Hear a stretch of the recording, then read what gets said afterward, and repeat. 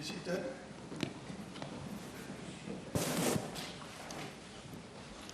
Announcement none, papers none, motion. Honorable Prime Minister. Mr. Deputy Speaker, I beg to move that all the business on today's order paper be exempted from the provisions of paragraph 2 of Standing Order 10. Seconded by the Deputy Prime Minister.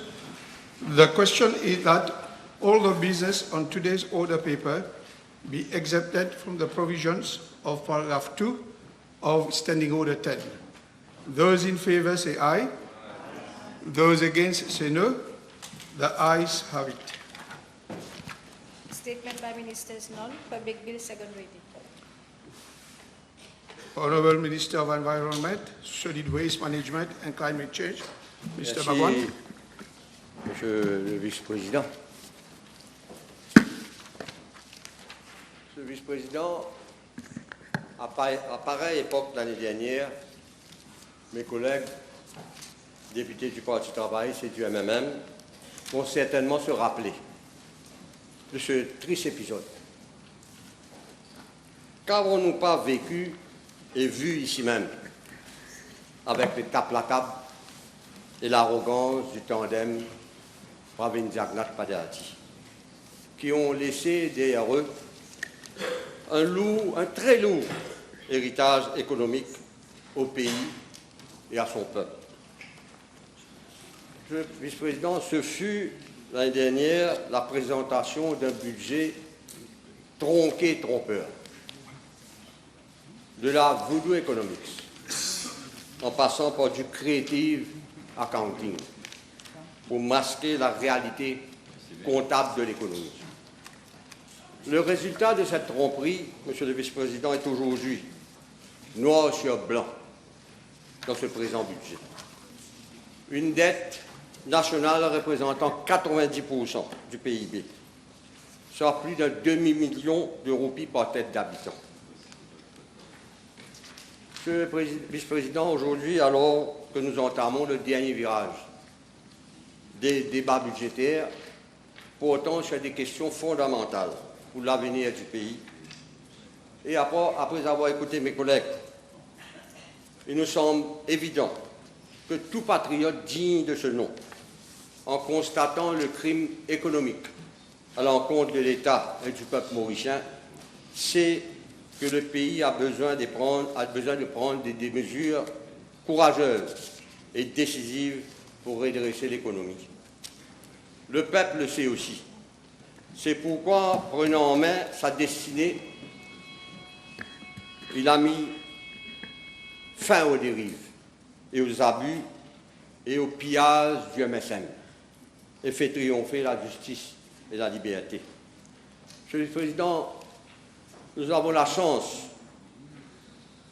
pour cette mission audacieuse, d'avoir à la tête du pays deux hommes d'État, deux patriotes tenaces, en dépit de tous les coups bas, en dessous de la ceinture du MSM. Je parle ici du Premier ministre et aussi ministre des Finances, le Dr Navin Ramoulam, et du député Prime Minister, Paul Béranger.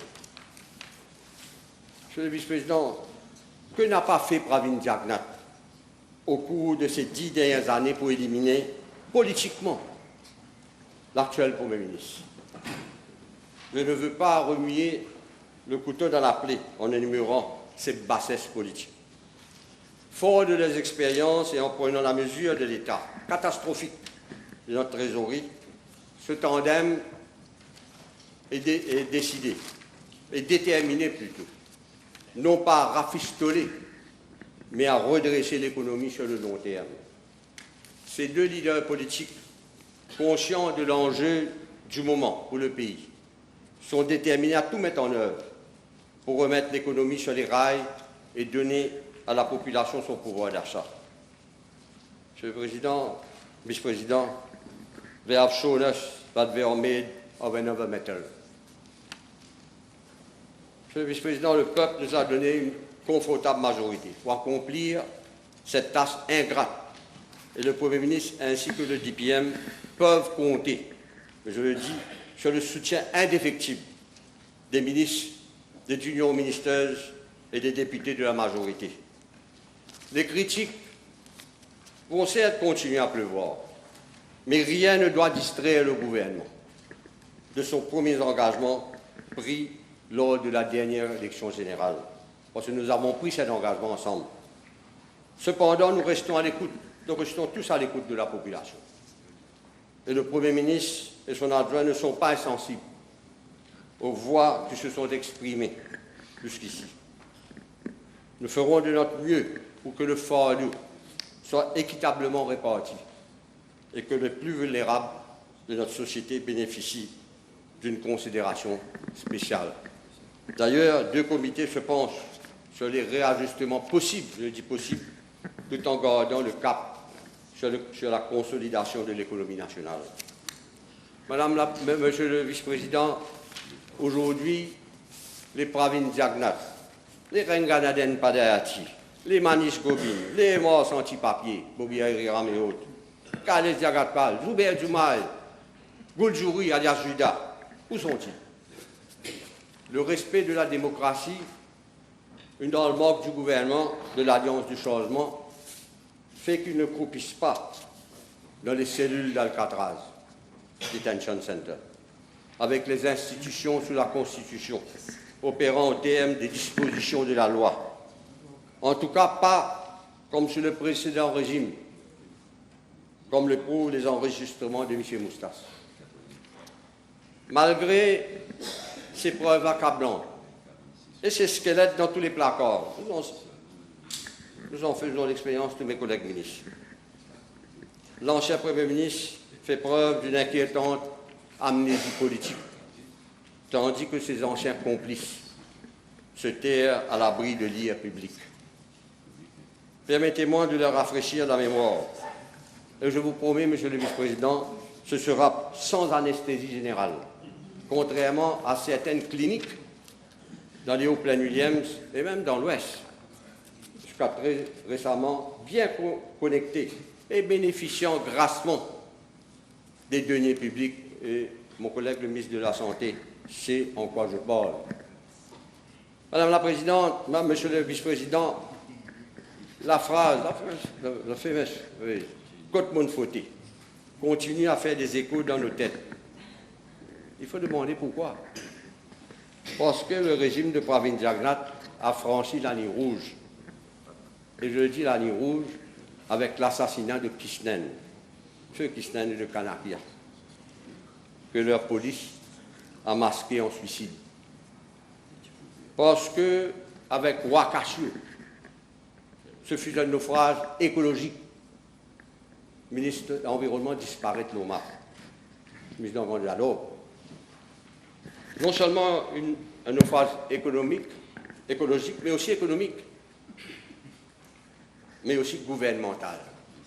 L'histoire retiendra que le gouvernement dirigé par le MSM n'a rien fait pour empêcher la première marée noire de cette ampleur que notre pays a connue et qui a été répercutée à l'international. Et nous allons rendre toujours hommage à l'époque à Résistance Alternative et à tous les ONG qui ont aidé le pays à ce moment difficile. Parce que la state capture était le modèle de gouvernance par excellence, surtout avec les recettes de la cuisine pour contrer les voix discordantes. Dictature, Monsieur le Vice-président. Les réseaux sociaux possèdent beaucoup la vérité en pleine campagne électorale. Nous avons vu cela. Renvoi des élections municipales, écoute téléphonique, sniffing. Et ce sont des révélations qui ont permis de savoir l'ampleur des abus, de la dictature du MSM du Premier ministre d'alors, et de la state capture permettant de verrouiller toutes les institutions du pays. Je me rappelle à un certain moment, j'ai même dit que nous avons affaire à un Pinochet local. Pinochet. Monsieur le Vice-président, parlons maintenant de feu Alan Govinden. Je ne sais pas si mes jeunes collègues de l'Assemblée nationale en savent quelque chose. Parce que feu Alan Govinden a emporté les secrets des 20 millions d'Angus Road dans sa tombe. Il y a eu Pierre Cushion de ce road. La population demande à Pravin Jagnat comment il a eu cet argent pour pouvoir acheter cette campagne, ce bel domaine de Angus Road, bout par bout. Et dommage que Feu Alan Govinden n'est plus là. Mais à chaque fois qu'on parlait on faisait état d'Angus Road, Galopé al get Bicari tout bloc l'enquête. Monsieur le vice-président, je ne veux pas parler des milliards dilapidés dans les institutions. Mes collègues en font état. La SBM, Silverbank, MIC, Mauritius, Airport Holdings, la Banque de Maurice, pilotée par le bureau de Savate Doudou. 50 milliards d'argent public font actuellement d'objet d'enquête, monsieur le vice-président. Et ce n'est pas moi qui le dis, c'est le directeur général par intérim de la FCC. Que dire de ces contrats à gogo accordés durant la pandémie du Covid-19 à des copains et des copines? Mes collègues ont fait état. Des terrains, y compris à Gangatalao. Fameuse partie à Gangatalao avec Black Label en compagnie de gens qu'il ne fallait pas être là-bas. Monsieur le vice-président, venons-en à M. Navin Bikar. Je crois moi-même j'ai posé une dizaine de fois des questions parlementaires. Que ce soit question time, que ce soit à l'heure des examens du budget en comité. Jamais le Premier ministre d'alors n'a voulu donner des chiffres. Dire à la population, c'est l'argent public.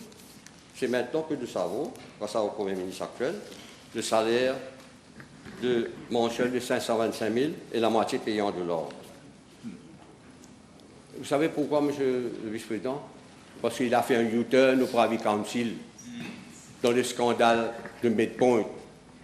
Et nous avons dit pendant la campagne, ce scandale de Midpoint, l'enquête pourrait ouvrir, bien réouvrir, parce que la population veut savoir la vérité sur l'affaire Midpoint. Et ce monsieur a été récompensé en dollars, avec aussi l'arrogance. N'en parlons pas, monsieur le vice-président, de monsieur Al Capone du Champ de Mars. Je fais mention moi-même ici à l'Assemblée, monsieur Lissim. Al Capone du Champ de Mars, une diarrhée ultra politisée, poussant la MTC vers la sortie. Combien de fois nous avons posé des questions parlementaires sur ce monsieur? Lui-même, il a avoué il avait financé le MSM. Combien de millions à l'époque? Radio Plus, il avait dit publiquement. Il a financé du MSM. Semaine après semaine, nous avons posé des questions. Jamais Pravin Jagnat n'a voulu dire la vérité, ni le ministre des Finances d'alors. Au lieu de dire la vérité à la population. Semaine après semaine, monsieur le vice-président, le collègue Rousseau-Hérault, cet acharnement contre M. Jean-Michel Giron. Acharnement raciste et communaliste. C'est dans les Hansard, le président. Et tout ça, qui était l'homme à tout faire de Pravin Jagnat au Tiaoé? Son senior advisor Dave Vicari. Et hier, le Premier ministre a fait état de ses salaires, de ses perks. Il était aussi dans plusieurs conseils d'administration. Et nous aurons l'occasion d'en parler sur le Tiaoé dans les semaines à venir, quand il y aura très probablement un projet de loi. Monsieur le vice-président, ce n'est pas que dans l'entourage de l'ancien Premier ministre que les abus ont été légion. Monsieur le Président, parlons de ce monsieur qui voulait faire politique autrement. Ce monsieur. C'est un traître lui-même. Steve Obigadi. Monsieur le Président. Il avait commencé, lui, faire la politique autrement. Raser les maisons à Riambel, à Résidence Malherbe, en pleine pandémie. Et hier, la population a mis au courant 22 missions. 22 missions au coût total de 7 millions. Pour ce monsieur qui voulait faire politique autrement. Alors que la MTPA, dont il avait la charge, faisait les choux gras à l'organisatrice immuable des concours de beauté. Je ne veux pas aller plus loin, tout le monde sait qui est responsable de ce concours de beauté. Très proche parent du ancien ministre, qui voulait faire politique autrement. Ce n'est pas son argent. Hein. On m'a informé, j'espère que mon collègue va aller vérifier, il a pris l'avion 2 fois dans le même jour, pour aller revenir, ce monsieur. Et aujourd'hui, moi j'ai tant de sortir. On le voit sortir et venir nous faire la leçon. Le président, le leader de l'opposition a fait état des missions. Vous allez voir les chiffres entre 2014 et 2024 pour les voyages ministériels. C'est presque 1 milliard. Je sais que je suis en train de dire. Et ils font état aux allégations sur la voiture du Premier ministre. Pour les voitures, monsieur le Président, vice-président, 500 millions. Je casse ça. Englouti pour l'achat des limousines sous le régime des Jackman. Et aujourd'hui, on vient nous faire la leçon sur les advisors. Alors il suffit de regarder de près le traitement accordé au Bala, Prancas Mantoura, des Vicari, Kenorian et toute la bande de la cuisine du Santos. N'en parlons pas maintenant, monsieur le vice-président, de l'opposition persécutée, des journalistes, des internautes traqués. Parce que ce Special Striking Team est toléré par un ex-commissaire qui a attendu, monsieur le vice-président, la retentissante défaite de ses maîtres pour prendre sa retraite dorée le même jour. Monsieur le vice-président, c'est de loin le fléau le plus inquiétant que le MSM a légué en héritage. Fraude, corruption, pillage, gaspillage et aussi appauvrissement. La population, en gonflant les comptes en banque des ministres et de ses petits copains. Si pendant Covid, je ne trouve rien pour qu'aucun, monsieur le vice-président, on peut imaginer ce qui s'est passé en temps normal. La FCC a certainement du plein sur la planche pour les prochaines années. Et la population attend avec impatience des réponses claires, des sanctions exemplaires, et surtout la mise en place d'un système de gouvernance qui protège les caisses de l'État contre de tels abus. Et nous faisons confiance, la population fait confiance au Premier ministre et au vice-Premier ministre pour leur vision là-dessus. Le peuple veut qu'il y ait des garde-fous efficaces et surtout une plus grande redevabilité des décideurs politiques. Et nous donnons cette garantie en tant que gouvernement. Monsieur le Vice-président, suite à la présentation du budget par le Premier ministre le 5 juin dernier, il y a eu de nombreuses réactions politiques. Il va sans dire que la question du BRP à 65 ans a polarisé toute l'attention, obnubilant ainsi malheureusement les autres mesures budgétaires importantes. Commençons par les acteurs de ces manifestations. Quand il fallait s'y attendre, les syndicats, rightly, se sont mobilisés à bloc, et certaines ONG. Par contre, monsieur le président, des politiciens missing in action disparaissent ça depuis le 10 novembre. Ça qui partit au radar et des classiers aujourd'hui, monsieur le vice-président. Et non là. D'autres observant de toute évidence le deuil politique. Ils sont en deuil. On les a vus en tenue de croque-mort. En plus, une véritable tête d'enterrement, on les a vus dans les rues de Coronie. En tenue de croque-mort. sont dans une véritable tête dentaire. Puis qu'il n'y a pas de bon. Et pour cause, monsieur le vice-président, 60 soldats engagés, 60 capturés, 60 prisonniers de war, ça a été battu, prisonniers de war, mais il y a eu 2 qui sont libérés sur parole. C'est une base démocratique. C'est une base démocratique. Le MSM et son leader, qui hier bâillonné la liberté d'expression, peuvent aujourd'hui, grâce à ce gouvernement, m'ensemencer à l'eau de rôle. Et voilà, entouré des bouncers. Incroyable. Et les bouncers aussi en tenue de croque-mort. Monsieur le Président, eux qui rêvaient de l'opportunité qu'offrait cette manifestation pour tenter de redorer leur blason. Orange, le blason orange est devenu noir pour la circonstance. Et ils voulaient servir de cette manifestation organisée par les syndicats pour avoir un sérum politique. Sauf que ce produit n'a aucun effet sur eux. 0-0. Monsieur le Président, Vice-président, l'issue du dernier scrutin est toujours bien présente dans la mémoire de l'électeur. L'électeur a une mémoire d'éléphant, un peu comme moi. Ils ont d'ailleurs appris à leur dépens, le MSM, dans les manifestations du week-end. Heureusement, il n'y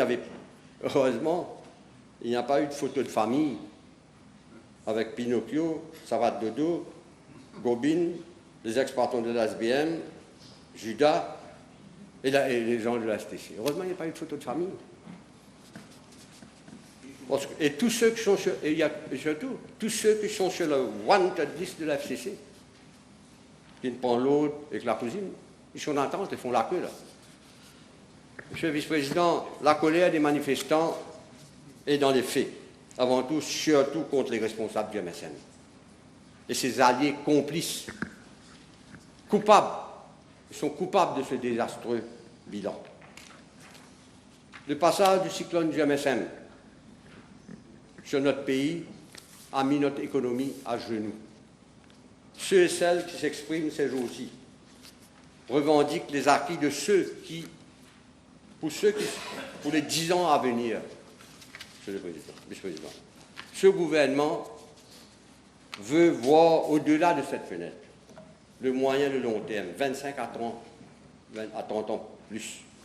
C'est la vision c'est ça la vision du Premier ministre et du ministre des Finances et de l'ensemble du gouvernement et du vice-premier ministre, pour pérenniser le système de pension et le rendre soutenable. Nous avons cette responsabilité, nous avons ce devoir envers les générations à venir, de rendre soutenable ce système de pension, en tenant notamment compte du vieillissement de la population et la baisse de la natalité pour que nos petits-enfants ne nous reprochent pas d'avoir vidé nos boîtes condamnées nationales. Ce qu'ils ont fait. Des boîtes condamnées nationales. Cette génération, j'ai vu fait dans ceux et celles qui vont en premier lieu, directement et définitivement, bénéficier d'une meilleure protection à l'issue des réformes préconisées de la pension, les jeunes ne se sont nullement exprimés dans la rue. Mais pas du moins encore. Ils n'ont pas fait entendre leur voix et étaient les grands absents de la rue. Les jeunes qui ont déjà débuté leur carrière professionnelle et qui s'apprêtent à le faire, la génération de demain et d'après-demain, et à qui ces réformes sont destinées. Les réformes que nous avons proposées, que ce gouvernement a proposées, pour la voix du Premier ministre, sont destinées à ces jeunes de demain. Et ces jeunes, ils réalisent la nécessité de cette réforme. Pour être objectif dans ce présent débat, il me semble qu'au préalable, il nous faut écouter les deux sons de leur cloche, des aspirations de 2 générations au plus. Monsieur le Vice-président, qu'est-ce que nous constatons? Une pléiade de critiques, des amalgames douteux, une virulente désinformation, il y a une désinformation démagogique, des dizaines de critiques, mais 0 de propositions, alors qu'il est identifié dans la case. Un ou des actuaires indépendants ont donné leurs opinions, mais aucune proposition collective. Mais pour pouvoir en faire, il faut bien comprendre comment nous en sommes retrouvés dans un tel bourbier. Un budget, Monsieur le Vice-président, ce sont des colonnes et des lignes interminables de chiffres. Et ces chiffres expriment nos attentes, nos appréhensions, nos ambitions et notre futur. Cette encyclopédie de chiffres offre la vérité à celui qui veut voir, la sagesse à ceux qui la maîtrisent et la prospérité à ceux qui savent l'écouter. Et les chiffres ne mentent pas et les faits sont indiscutables. Monsieur le Vice-président, mes collègues ont parlé de loup dans la bergerie ou de loup dans la peau d'un mouton. Pour garder le même registre, je parlerai des loups-garous qui profitent non pas de la pleine lune, mais de leur libération sous caution pour faire leur sortie politique. Ces mêmes loups-garous qui ont vampirisé et saigné à blanc les institutions. Certains nous reprochent de rappeler le passé, mais ne pas parler de dilapidation de l'héritage de toute une nation, in broad daylight, ça rend inscrit au final. Alors que le passé, mieux vaut l'assumer, mais pas le fuir. Il ne faut pas fuir le passé. Et surtout pas donner l'occasion au croque-mort de l'enterrer. Le vice-président, nous de notre côté, seul côté de la Chambre, au niveau du gouvernement, nous sommes prêts. Prêts à rendre ce pays sa dignité, son intégrité, son avenir. Prêts à gouverner avec le peuple, mais pas contre le peuple. Prêts à s'attaquer aux vrais problèmes que d'autres ont esquivés. Ils ont esquivé, monsieur le vice-président. Et pendant la dernière campagne, nous avons dit, nous n'avons rien caché. Nous avions dit dans le programme d'élection de l'Alliance du changement que notre première priorité, c'est redresser l'économie et les institutions du pays. Et nous ne sommes pas passés par 4 chemins. Nous avons commencé par ici même, la Chambre, en redonnant à cette Assemblée nationale ses lettres de noblesse. Ce qui n'était pas possible sous l'ancien gouvernement avec sa shouting brigade et ses expulsions et ses suspensions courantes, transformant chaque séance en une véritable force. Et je dois rendre hommage, peut-être en tant que vétéran aussi, à tous mes collègues du Parti Travail, du MMM, et aussi du Nouveau Démocrate, qui étaient nous étions ensemble ici. Nous étions comme une équipe, et nous faisions face à la tyrannie. Et nous l'avions fait ensemble en équipe. Faire face au MSM. Monsieur le Vice-président, alors que nous manquons aujourd'hui la journée mondiale contre la drogue, une journée très importante, la journée mondiale contre la drogue, c'est aujourd'hui. J'ai une pensée spéciale pour ces mères et pères de famille dont les enfants sont victimes de la toxicomanie. Pour les responsables de ces ONG qui affrontent sans relâche le danger au quotidien, qui affrontent sans relâche le danger de la mort. J'ai en tête, Monsieur le Président, je vais toujours le rappeler, feu Père Robert Geoffroy, que j'ai côtoyé moi-même dans les années 80. Sur le terrain, la mort en face. Nous avions combattu ensemble à cette époque, je crois l'héroïne, le brown sugar, et dans les quartiers où de nombreux jeunes étaient sous l'emprise de ce fléau. Mais l'essentiel de se rappeler que le trafic de la drogue est devenu quasiment une industrie à Maurice, grâce aux protections accordées par le MSM de Pravin Jagnat, au baron de la drogue. Et je le dis avec tous les sérieux, parce que je suis un homme de terrain. Nous avons vu. Je ne veux pas revenir sur les années précédentes, où certains barreaux de la drogue est ici, présent dans la galerie d'honneur du gouvernement d'Anoulami. Ça, on a vécu tout ça, le président, dans les couloirs de l'Assemblée. Monsieur le vice-président, y a-t-il un crime plus crapuleux que de détourner à des fins personnelles le reward money destiné aux informateurs de la police pour combattre la drogue? Monsieur le vice-président, combien de fois nous avions demandé des questions à l'ancien Premier ministre? Il y a un vote, ça, reward money. Donnez-nous le détail à qui c'est payé, comment c'est distribué. Rien, caché. C'est aujourd'hui ce que nous voyons. Ce haut gradé, je dis haut gradé, proche de l'ancien Premier ministre Pravin Jagnat, et ces deals Ings d'un montant de 4,6 millions fait face aujourd'hui aux enquêteurs de la FCC. Et en fait, il n'a fait que suivre les mauvais exemples de ses patrons. Qu'est-ce que nous voyons aujourd'hui dans le Mauricien d'aujourd'hui? On parle même de 40 millions. C'est de l'argent public. Voter l'argent public pour combattre le trafic de la drogue, pour avoir de l'information, pour agir. Et dans le Mauricien, c'est à la une aujourd'hui. Voilà, c'est lui. Et je me demande, Monsieur le Président, je dis ça au Premier ministre, si nous ne devrions pas introduire une one-line budget pour inclure que les bracelets en acier sont en argent.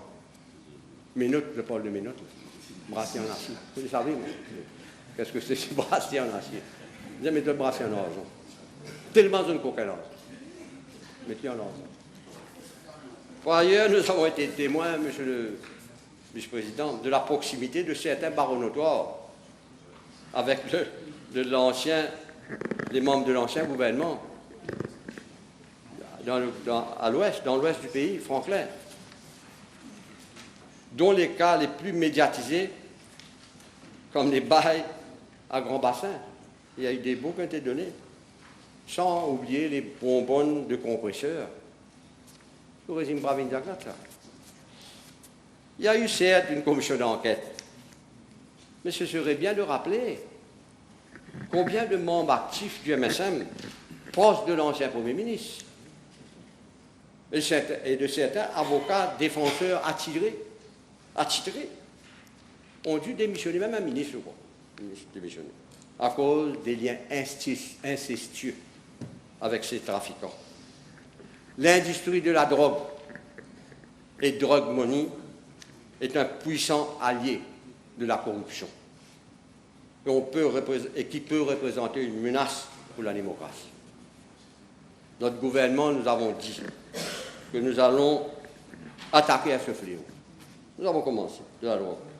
Et nous avons récemment adopté au sein de cette Chambre le National Agency for Drug Control pour combattre le trafic de la drogue, la dépendance, mais aussi la réhabilitation des usagers de la drogue.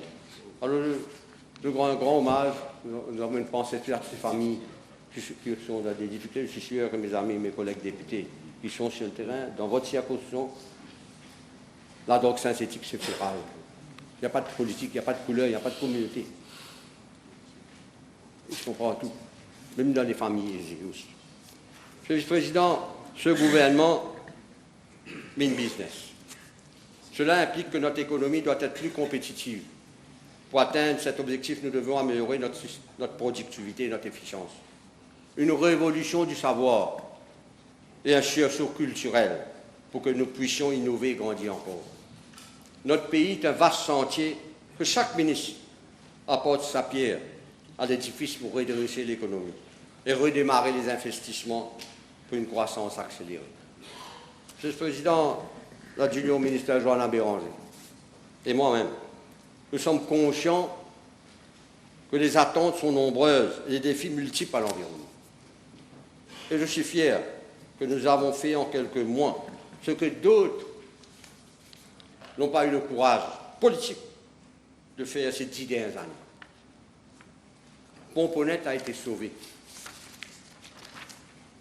de l'accaparement du littoral. Et aujourd'hui, une place publique. Et nous disons merci à notre ami, l'honorable Mohamed, je suis sûr que mes amis de résistance alternative et de l'association Arrête Cocaïne la plage sont vraiment happy. À travers des évaluations rigoureuses des demandes de PMI-AI et un monitoring constant des projets en cours, mon ministère veut assurer une gouvernance environnementale stricte pour protéger les zones écologiquement sensibles, les barachois, les zones humides, mangroves, caves. Pas de compromis là-dessus, monsieur le vice-président. Oui au développement, tout en préservant notre patrimoine naturel pour les générations futures et pour tous ceux qui croient qu'on peut développer sans détruire la nature. Cela illustre l'engagement de ce gouvernement en matière de protection de l'environnement. Je suis très fier, monsieur le président. Je suis retourné comme ministre de l'Environnement presque 20 ans après. Et l'histoire en témoigne ce que moi-même, nous avions accompli avec le DPM, les décisions courageuses, je dis que lui et moi, nous avions pris à cette époque, en interdisant l'extraction du sable, qui était un crime,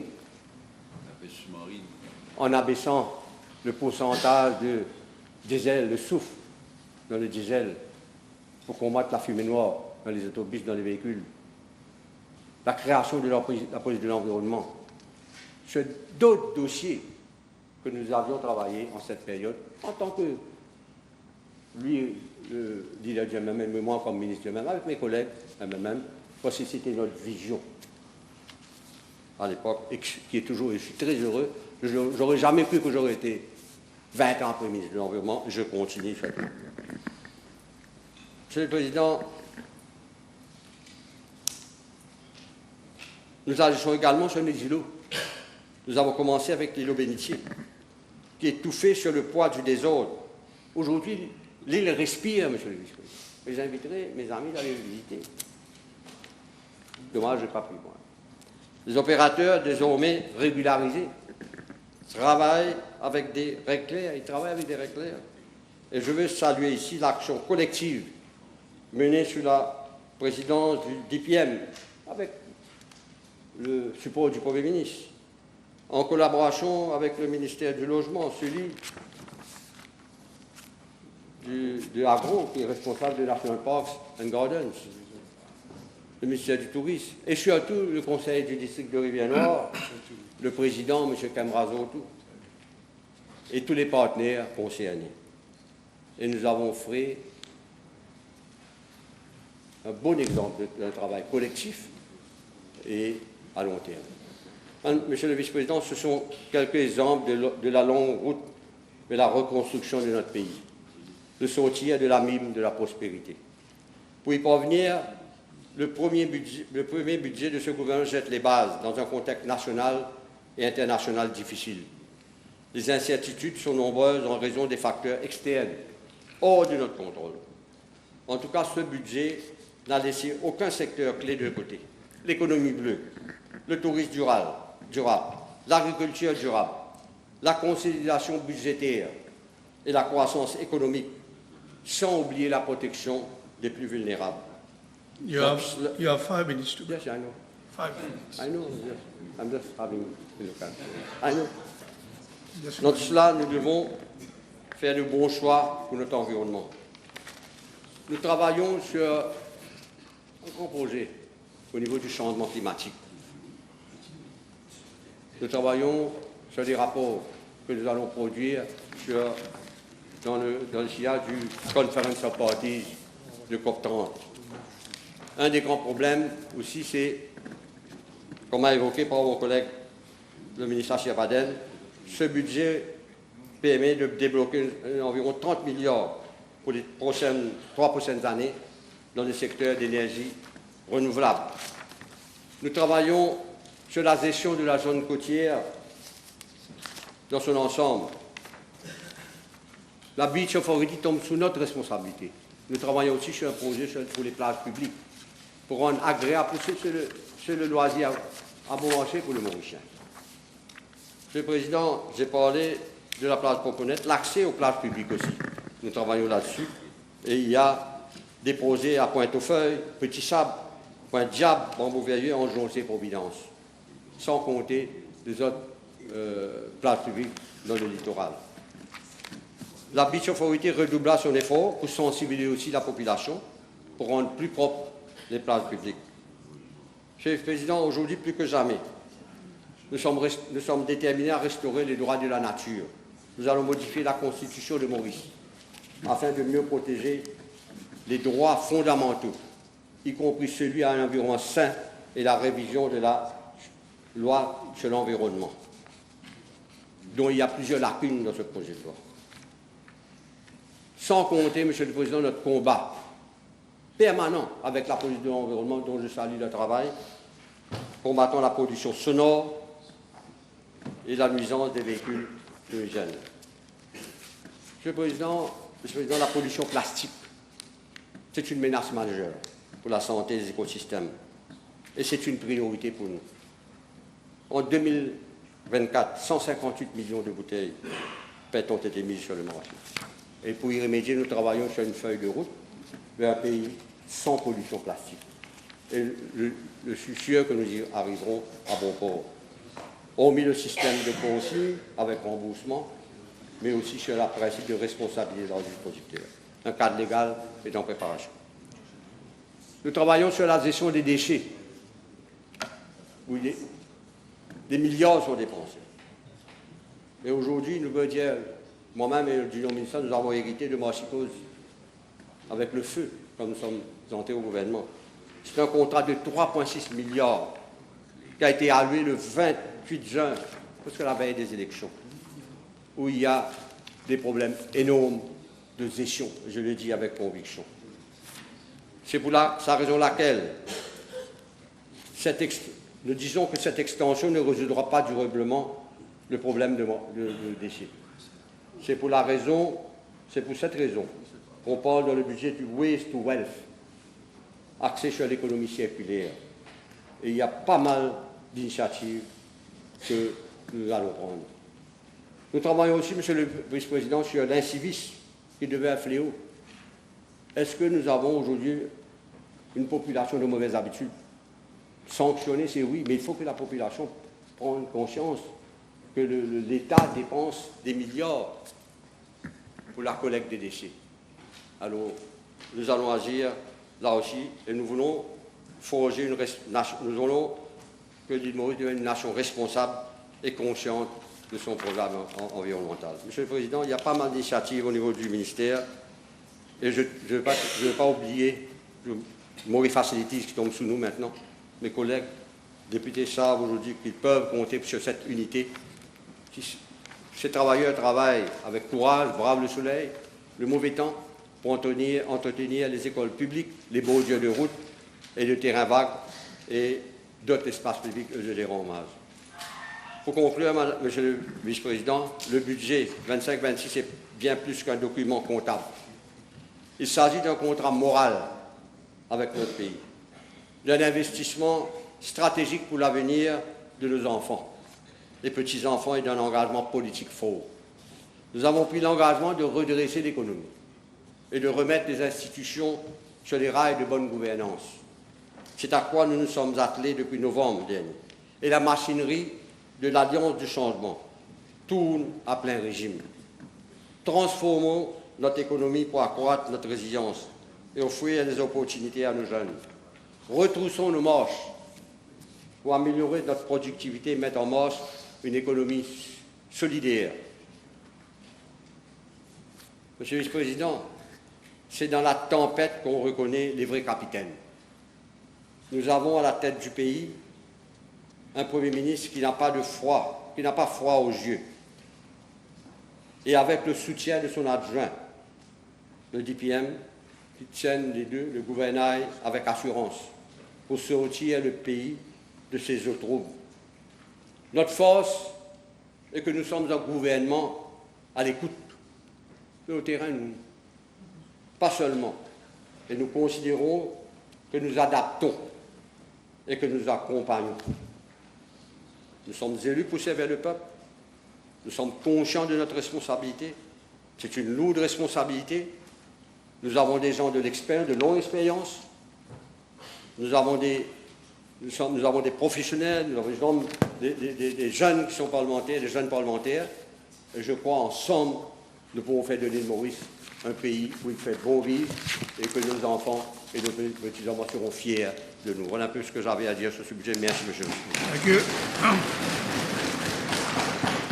Honorable Minister Mohamed. Thank you, Mr. Deputy Speaker. It is not easy, as I've said to my friends in this August Assembly, to be able to stand up and address the nation and take part in this debate after listening to every person speak, the more so after having listened to the excellent speech of Honorable Minister Bagwan. But allow me to say that when the budget speech was pronounced before this August Assembly, I was not in Mauritius. I was in Saudi Arabia. And there, I was there for the Hajj and also to supervise the whole process and to meet certain officials. And from there, I sent a message to the Honorable Prime Minister that on the eve of this budget speech, that I would pray that he is infused with everything that is required in order to think about the country first. I've heard many speak today and on other days during this budget debate about what are the qualities of a statesman. I have also given some thought to it. I was listening very carefully to the words pronounced by the Prime Minister, Minister of Finance, reading the budget speech. And there's one thing that came to my mind, and let me share it with you today.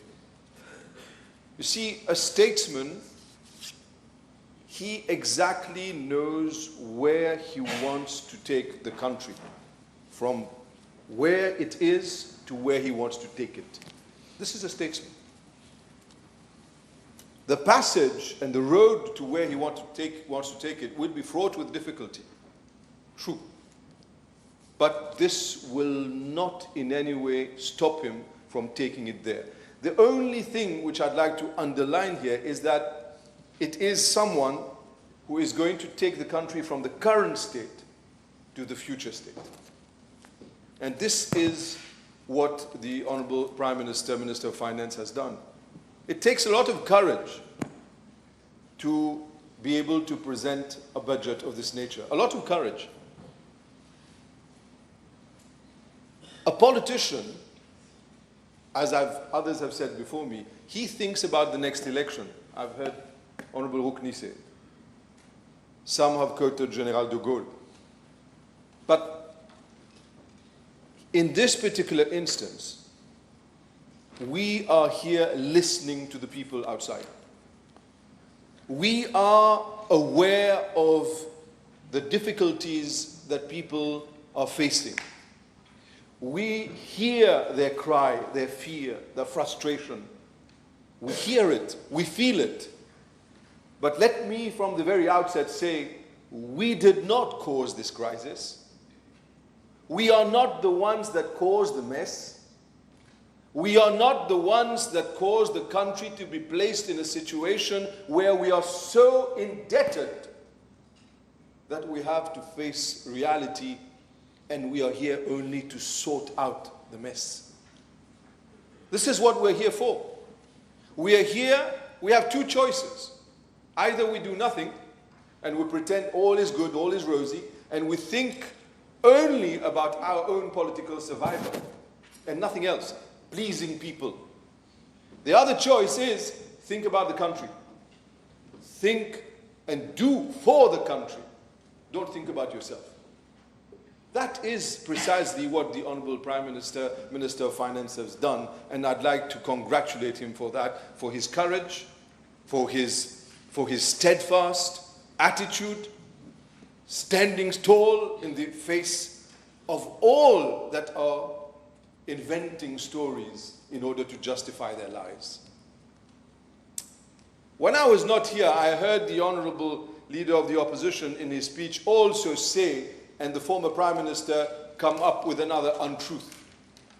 I shall use the word untruth because a lot of people would say, well, let's be parliamentary. But then one knows the one who does not speak the truth is...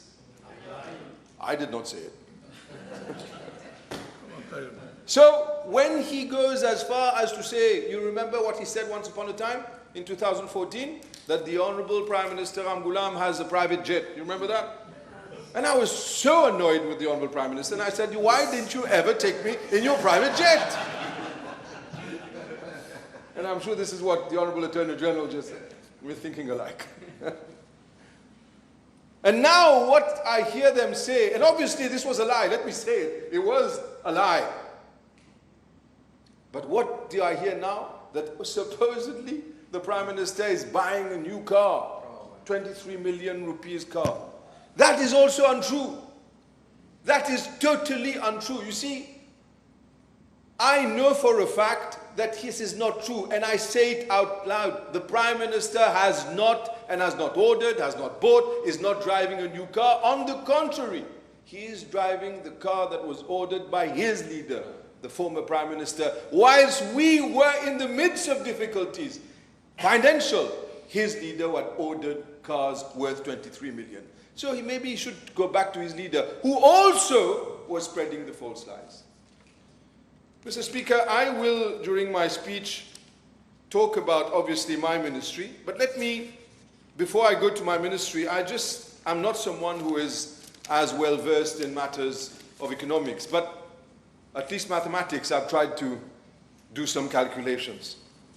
So, what I've seen here from all information I have is for the old age pension, more than 25% of the national budget expenditure goes towards the old age pension. And from what I've seen as well in the calculation, for social protection, we have approximately 34%. 34% of the national expenditure goes towards social protection. But those figures which I'm going to quote right now is of importance.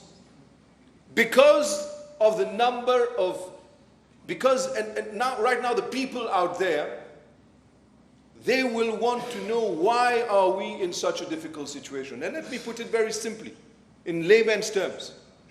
Today, we are spending in Mauritius 4.6%. Sorry, 8% of our national budget goes to education. 8%. Okay? Honorable Minister of Education looking at me. But in Singapore, 18% is spent of the national budget there is spent on education. 8% in Mauritius, 18% in Singapore. And in South Africa, our neighbor, 20.9% is spent on education.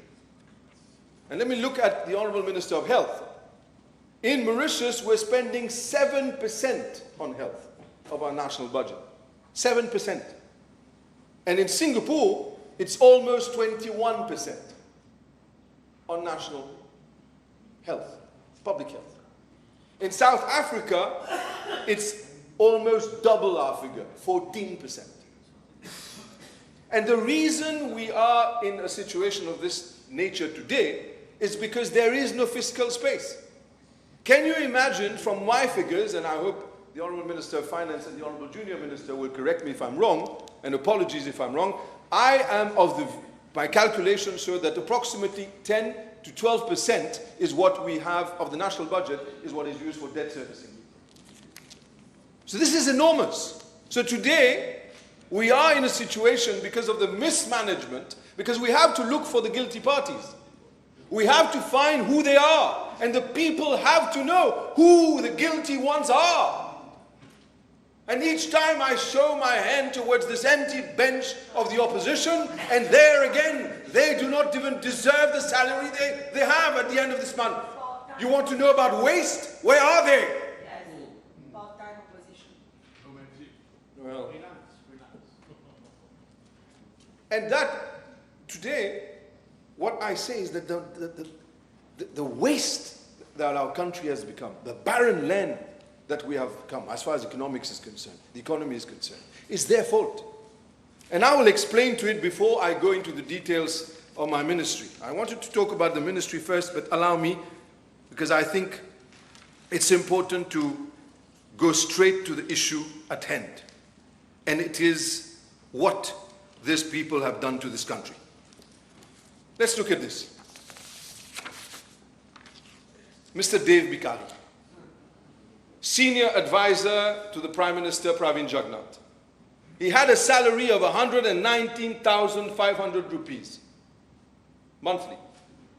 And added to that was monthly remuneration of 35,000 as vice chairperson of the Gambling Regulatory Authority. And he had an extra duty allowance as vice chairperson of the GRA for 25,000 rupees. And at the same time, whilst the country was going through serious difficulties of COVID time, that was the time, he was le président des conseils d'administration de Mauritius Duty Free Paradise, Rodrigues Duty Free Paradise, Airport of Rodrigues, Pointe Coton Resorts Hotel Company Limited, and a board director of Metro Express. All this, I say again, whilst we were suffering financially. So while people were dying, while they were fleecing the people, let's not molnu pu ravir, all the pack and blister scandal, the billions that were being fleeced from the taxpayers, les milliards qui ont été volés pendant que les gens mouraient du Covid, le bon gestionnaire qui était le Premier ministre Jagnnath, voilà ce qu'il faisait dans le dos du peuple. And then today, he has the goal to come and give us lessons with the absent leader of the opposition with his little partner. And not forget that. Today, as Minister of Housing and Land, I end up being told and briefed by the National Housing NHDC and the NSLD. What do we end up with? We end up with claims from companies. Companies, contractors were sending us claims amounting to now, what are they for? Groundbreaking ceremony, stone-laying foundation, events organized for Mr. Obigadou, former DPM, to come to the site, for him to have his photograph taken, for Mr. Jagnnath to come and his ministers have their photo opportunity. 32 million rupees of claim for the publicity for the government then. Et là aussi, ils n'ont livré pas plus de 50 maisons. Et quand je dis 50, je suis généreux. Ils ont oublié qu'il fallait qu'on ait des toilettes qui fonctionnent. Ils ont oublié qu'il fallait des drains. Ils ont oublié qu'il fallait qu'on fasse des travaux off-site aussi pour s'assurer que les sites ne soient pas inondés en période de pluie. Ils ont tout oublié. Mais ce qui importait à M. Obigadou, l'ancien Deputy Prime Minister, c'est de s'assurer qu'il faisait plaisir à la cuisine. Et qu'il avait ses photos dans la presse. Et que tout le monde savait, voilà, il travaillait. Et quand il est entré, on se souvient de lui, il était à la place de M. Lobin. It's not a very good place there, be very careful. And I don't know what you're feeling there, but you know, it's ejectable. And you have this a lot of files, he came in, you know, and yeah. So this is what he was doing. And what was Mr. Jairaj Sonu, who was the group CEO of NHDC and SLD, earning? He was earning 501,000 rupees monthly. 501,000 rupees monthly. And you think that's all? Oh, no. So the former Deputy Prime Minister approved that salary, and the breakdown was 400,000 rupees a salary, entertainment allowance. I wish I could entertain him now, free.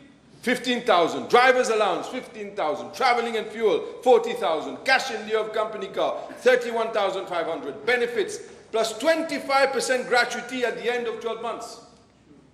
20 days annual leave, 21 days sick leave, and possibility of encashment if not taken. Mobile phone allowance. 2 business class tickets, aller-retour Maurice-Londres annually. And those people are going to come and give us lessons today. And now I say to the people, tous ceux qui sont aujourd'hui, on vous écoute, on entend vos craintes, on entend la frayeur, on entend ce que vous dites sur les pensions et les prestations sociales, on vous entend, mais il faut chercher ceux qui sont coupables. Nous, on est là simplement pour s'assurer, pour protéger the pension that people have to get. If we are not to act, if the Prime Minister does not act, even those whom we say should get will not get a penny. On est là pour s'assurer que ceux qui obtiennent leur pension, même ceux qui ont obtenu leur pension de vieillesse à l'âge de 60 ans, hier, si le Premier ministre et le ministre des Finances n'agit pas, il ne prend pas des actions décisives, courageuses, même eux, ils n'auront rien à la fin du mois. So in order to protect the existing pension, we have to act. In order to wipe the mess, we have to act. In order to protect this country, we have to act. We choose the difficult path. We do not choose the path that is easy, because the easy path leads to damnation. The easy path leads to an échec total for the country, and we do not want this. So, let me, since I'm talking about that, I'll go further. You see, time, I said to the Prime Minister a few minutes ago, before I stood up, time flies. Time goes very fast.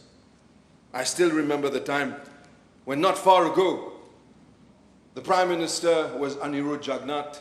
The Prime Minister threatened to get me arrested, and I was arrested. I was taken before court. I was provisionally charged. I remember those days. I remember those days. I remember the Prime Minister standing before me from beginning to end in the court in Port Louis. I remember the now Attorney General, who was the lawyer who was there. My father, late father, had spoken to him, and he had tried to reassure my father all along. I remember the tears of my father. I remember how he had cried, because for them doing politics was to destroy people. That was their politics, destroy people. And a lot of you were present there with me, and I thank you for that. The time flies, and see how everything changes today. And I thank the Prime Minister for having chosen me to be Minister. A very difficult position, very big position. And today to be number 3 of a government, not as an easy task, not an easy task. Time flies, things change. So that's why I have to go back in history. Today we have people giving lessons. I remember Dr. Omir, who was also by our side during those difficult times. I remember you. Thank you. I remember Roshi Badin going for a press conference and saying, oh, well, I don't agree that Shakil has been arrested. This is wrong. I remember those days. But that same Roshi Badin, I remember him leaning on the column outside of the National Assembly in January 2015, putting his one foot on the column facing the harbor. He was smoking his cigarette, and while he puffed, he said, tell your leader Ambulam that I am going to, and he used a very bad word in Creole, and said he's going to do something not really great with Daoud Rawat. In January of 2015. But he didn't stop there. Because don't forget, he is part and parcel, parce qu'on doit chercher les coupables. Les coupables, c'est le gouvernement MSM depuis 2014 jusqu'à 2024. 10 years. Let's not forget Roshi Badin. My friends talked about this yesterday with Patel Engineering. How about the billions because of their incompetence? Their wish to destroy everything on their passage. The billions that the taxpayers have had to pay in terms of damages and compensation to Patel Engineering, to Betamax. They are the guilty ones. Today, if we find ourselves in such an economic strife, it's because they have culpable on their foreheads. They are the guilty ones. They are the targets. The people must look for them. They should be sought. And then, I'll keep the good one for last. And then we talked about the new company of Marajiva that has changed names. Honorable, talk to us. Danya, was it? Diana Vartam Limited. 1.7 billion rupees, 1.7 milliards a été pris. This is money belonging to us. This country, MIC, Bank of Mauritius, 1.7 milliards, ça a été pris. Pas remboursé encore jusqu'à l'heure. And they go into voluntary administration. There's only one reason they try to go into voluntary administration, is to run away from their responsibility and the liability. That is the reason, because they want them as directors not to be responsible personally. That is the reason. So today, you take money, you obtain the money, and you take approximately 400 million from the State Bank of Mauritius. More than 2 billion rupees. You look for the guilty ones. I say again, they are the guilty ones. They put us before a fait accompli while having lied about the figures, lied about the truth, hidden the truth. What can we do but apart from now come and sort out the mess and make sure that we don't go straight into the wall? Because we're close to that, close to it. But then I saw someone else popping his head out. Mr. Padachi, the former Minister of Finance. This one is a story that I'd like to take my time to tell you. Now, this is a very interesting story. And it goes as follows. There is a plot of land in Rochebrune. Okay? We follow? Okay. So that land in Rochebrune is called, it's a morcellement called Mount Pleasant Morcellement. Huh? Next to Morcellement, Mount Pleasant, where Honorable Padachi has his property, and that property faces a beautiful green forest of many acres, 665 acres. That land, once upon a time, belonged to Medine. Okay?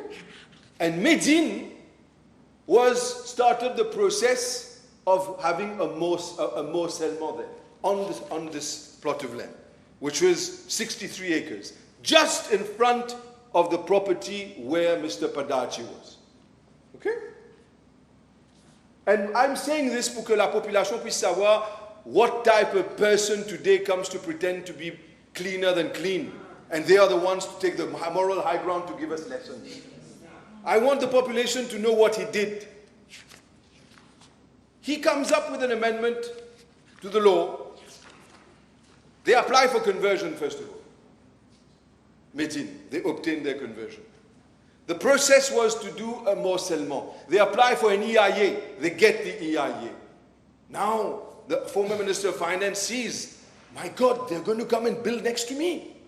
My property. They're going to be there, and they're going to have people living in front of me. My view is going to go. The green space is going to disappear. Without consulting anyone at the Ministry of Housing and Land, without consultation.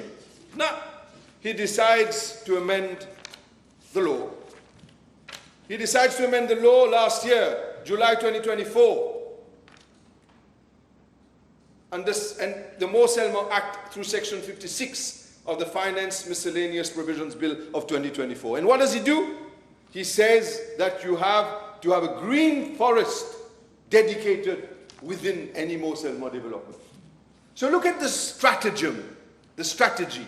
Let me use my position as Minister of Finance pour protéger mon intérêt, son intérêt à lui, se servir de sa position comme ministre, sans consultation préalable avec les officiers ou même le DPM, qui était simplement qu'un suiveur. He had no colonne vertébrale. But he spoke well. Nothing more.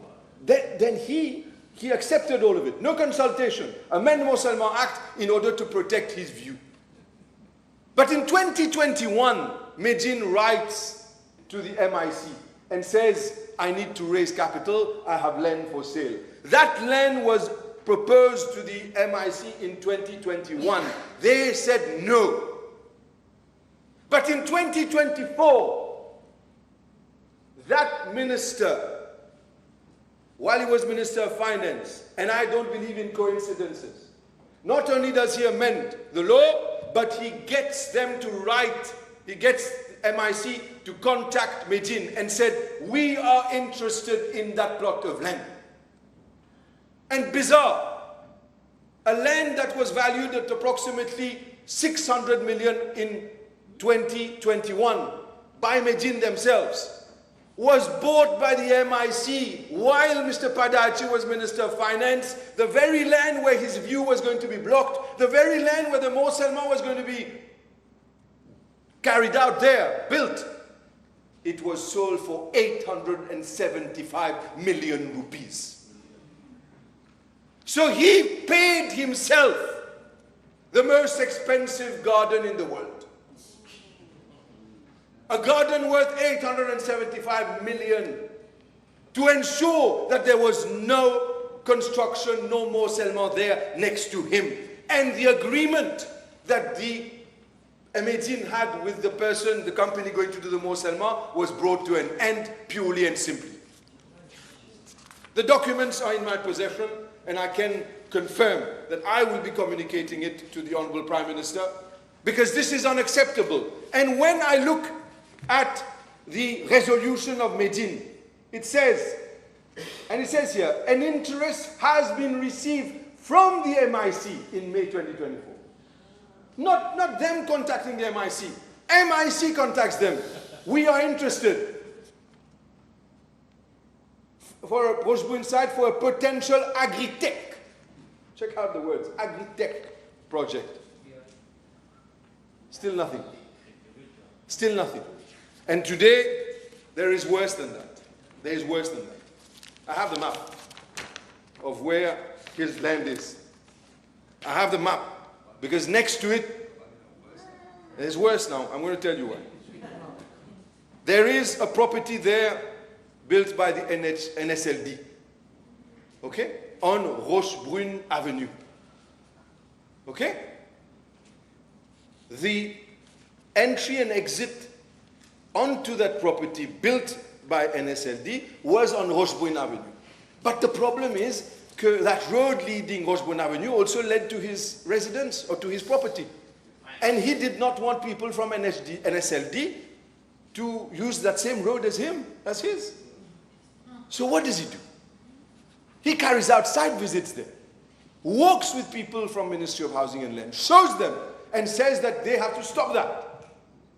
So what he does, he forces the Ministry of Housing and Land, the NSLD, to spend money by building a new road altogether for the inhabitants of the NSLD, not to pollute his environment. You see, what is shocking, Mr. Deputy Speaker, sir, is that this is someone who wears Savat Dodo slippers.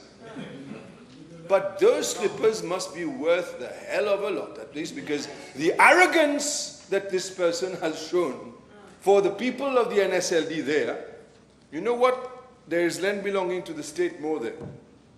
Now that the MIC owns the land, I'm going to maybe ask the Ministry of Finance and the MIC to give it to me for another social housing project as his neighbors. Because what is this? You mean to say that people have no right to come and live there? You have to, and what did they spend? I have the figures. Just to move the road and for them not to use the road he uses. They blocked the road at one point during construction with bollards illegally, and more than 36 million rupees spent on a new road altogether by NSLD. And who has to pocket that? Who has to pay for it? Taxpayers. Alors si les gens doivent commencer à comprendre pourquoi alors on se retrouve dans cette situation, c'est précisément, c'est parce qu'on a eu des dirigeants qui n'ont pas dirigé, mais ont vécu comme des gargantuas qui ne peuvent même pas digérer. On ne peut pas diriger, je ne peux pas digérer ce qu'ils ont fait. Ils ont tout bouffé. Ils ont tout avalé. Ils ont pris ce qui n'était pas à eux. Imaginez maintenant, Monsieur le Vice-président, si quelqu'un peut se servir de sa position à la tête de l'État pour pouvoir servir l'argent qui ne lui appartient pas pour influencer l'achat à 875 millions mais ce rôle-là ressemble étrangement au prêt que la famille de l'ancien Premier ministre eux-mêmes ont obtenu à travers la State Bank et la MIC. So imagine now, where do we start? Where do we start putting order? But in the meantime, the Honorable Prime Minister has had to face the music. Because it is not something that he wrote, it is not something he planned. We expect as an opposition to come ici à l'Assemblée nationale, quand on gagne les élections, on s'attend que les chiffres sont les chiffres vrais. On ne s'attend pas à ce que le gouvernement sortant va nous mentir à propos des chiffres, à propos des statistiques. We don't expect that. So this is the truth. So, Mr. Speaker, now at the level of the NHDC, let me talk about the NHDC now. I've explained to you what it was, and I've had to put order there. But before I go to the NHDC, let me say that at the level of my ministry, there is 1.9 billion rupees that is owed in terms of arrears by those who are on campement sites and industrial sites, industrial leases. 1.997,726 and 491 owed. Why? Because the previous government had amended the law in order to make it possible for people who did not want to pay, en guillemets, or had difficulties, plutôt en guillemets, during COVID time, to ask for time to pay and delaying tactic not to pay. And this is something that the law must be reviewed. We cannot continue having people on state land owing money in terms of leases, but at the same time making money, declaring dividends, and enjoying the fruits of the Republic, the land of the Republic. We can't do that. So I must say that we have tackled this and people have started to understand. Companies have started to understand that we are not joking with this. They will pay and are paying. Now, with regards to the two pieces of legislation, which is the Town and Country Planning Act of 1954 and the partly proclaimed Planning and Development Act of 2004, there is the need, Mr. Deputy Speaker, sir, to have a consolidated and modern legal framework for land use planning that would support government's commitment to modernizing the legal frameworks to manage land resources more efficiently. Now, we have asked and we have obtained consultancy services in view of drafting a consolidated and modern legal framework for land use planning in Mauritius, and we have obtained some funds to start the process from this particular budget. We have also the National Land Development Strategy. At our meeting on the 23rd of December 2022, the government had decided to incorporate the recommendations made in the report, Master Plan of the Land Drainage Authority. And we could not, in the absence of the input from the LDA, which had refused to put its input. It was hiding when we were not in government, all its data. And we could not, therefore, finalize this document, this process, the NDS, and we will be having a meeting in the forthcoming 2 weeks in order to finalize this, and a meeting will be scheduled with the LDA in order for to give their views. Pending and for government, it will be sent to Cabinet for approval. Now, with regards to that, there is also the new urban and rural outline schemes. Once the NDS is approved, a new outline planning scheme, which serves as a key instrument for spatial and land use planning, will be developed. The services of a consultant will be required for the preparation of the outline planning scheme to address contemporary challenges, including urbanization pressures, socioeconomic demands, environmental degradation, and climate change. We have also, Mr. Deputy Speaker, sir, the Morcellement Act of 1990. It dates back to quite a long time now and needs to be revisited and to be more responsive to today's reality and be realigned with the current online application process so as to ease and enable a smooth, efficient, faster, timely application process. This is our objective. Now, with regards to our housing strategy, We have basically come up with the idea, following discussions with the Ministry of Finance, there is the need to have a proper housing strategy. And why do I say that? You will note that in the budget there's a proposal to increase the threshold from 40,000 to 48,000. Now 40,000 to 48,000 is precisely because of recent increases that people have obtained, and they find themselves after waiting for 10 years, 15 years, and I can say for a fact that those lists of beneficiaries were once upon a time, when we were not there, being concocted because the kitchen was sending instructions who had to get houses, who did not have to get houses. Il y a ceux qui attendent depuis 15 ans et qui n'obtiennent pas les maisons. Et je dois le dire que this is over. Right now we concentrate on justice, fairness, those who have applied, those who are in urgent situations. We are endeavoring to do that. We have 52,000 people waiting for houses. This is not a small figure. So with the 8,000 that they have only delivered 40. As I said less than 50, but in fact the real figure is 40. So we have a huge backlog. And those people that require houses, a lot of them are within the bracket of 0 to 48,000, but a lot of them are also above 48,000, and they don't have enough earnings in order to be able to afford a house from the private sector, and are not poor enough to be able to be on the list of SLD and HDC houses. So they are in an income trap. So what we are doing, therefore, I have consulted with the United Nations Habitat. I have consulted with the OECD, and we are taking on board a consultant for a new housing strategy. And the only way forward, clearly, is to address, in the moment of lack of finance, parce qu'ils ont tout dilapidé. On ne peut pas s'endetter, on ne doit certainement pas s'endetter davantage. Alors, what I am proposing to the NHDC and NSLD is to work on the possibility of a public-private partnership. When you have a PPP in order to build social houses, not only for those who are at the maximum 48,000 rupees, but also for the lower middle income. And then we can go for cross-subsidization. And I must say that I spoke to my honorable friend, Osman Mohamed, who was once upon a time in the NHDC, and he is the one of them, when we were in the opposition, who talked about how it was important to cross-subsidize.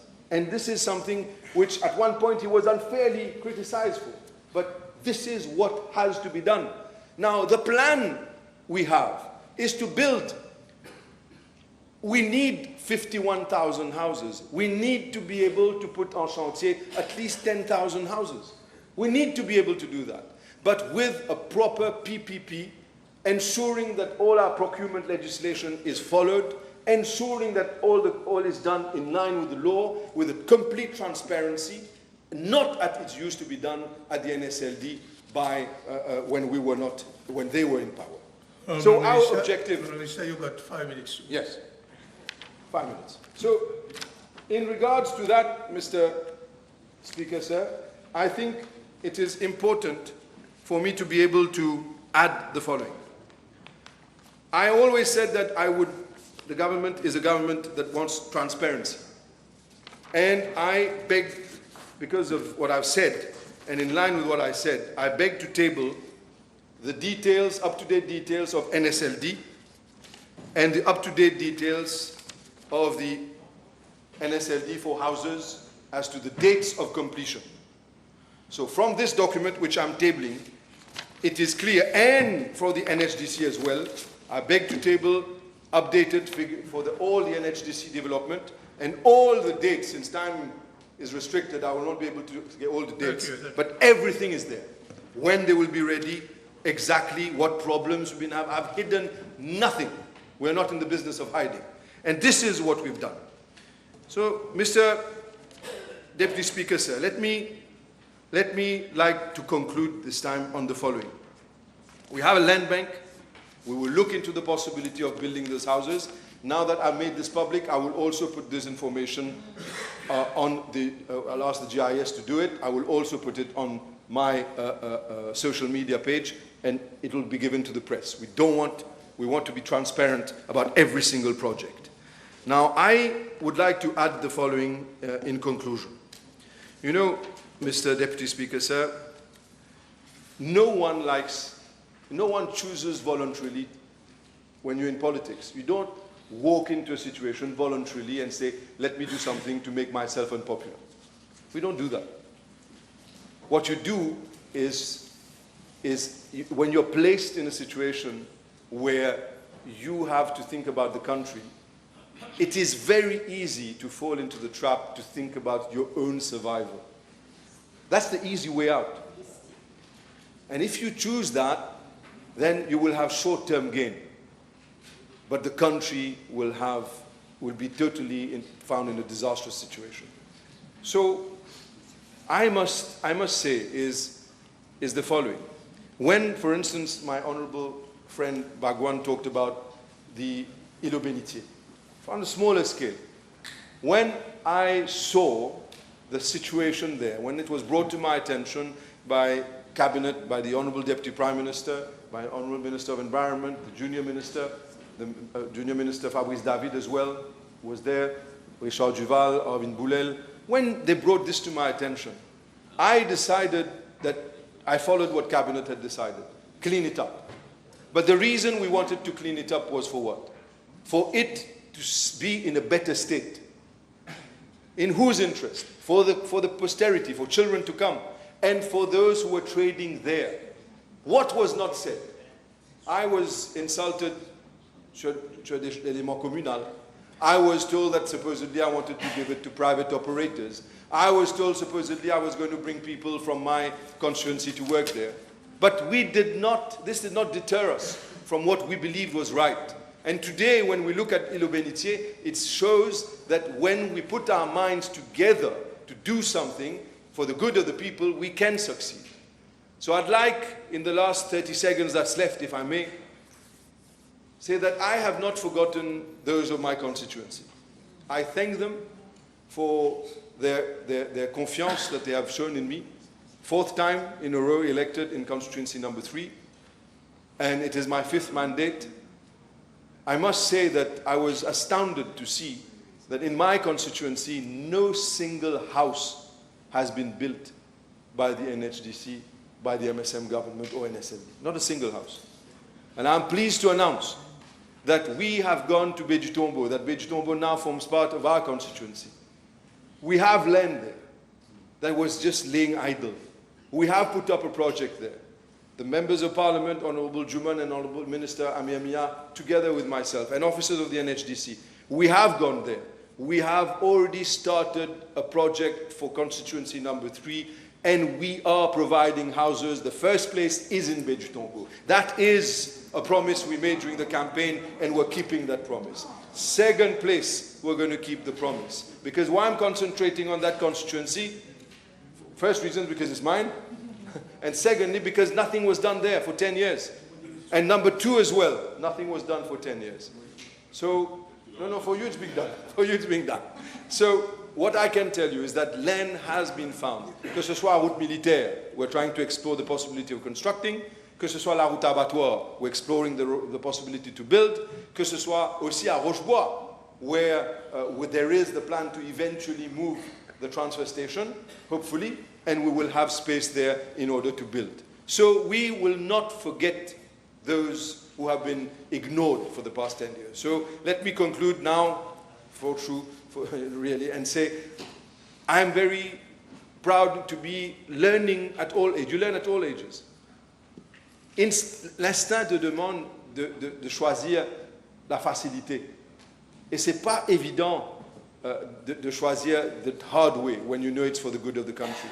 And when you are next to the Prime Minister, the Deputy Prime Minister, and colleagues from Cabinet, when you make a decision in the interest of the people, we know that the country will come out of it greater. And let us all realize one thing, that those people who have done us harm, those people who have destroyed the economy, those people who have filled their pockets with money not belonging to them, we will hunt them down. They will have to pay. Justice will prevail. Let us not forget that. We will ensure that you are not forgotten and that you do not hide under a stone or a hole somewhere. We will remove the stone. We will dig you up and you will have to pay the consequences of the crime that you have done to this country. Thank you very much. So shall we break for tea now? Yes. So we'll be back at 5:15? 5:15? No. It's it. 5:15. So we'll resume at 5:15. Thank you.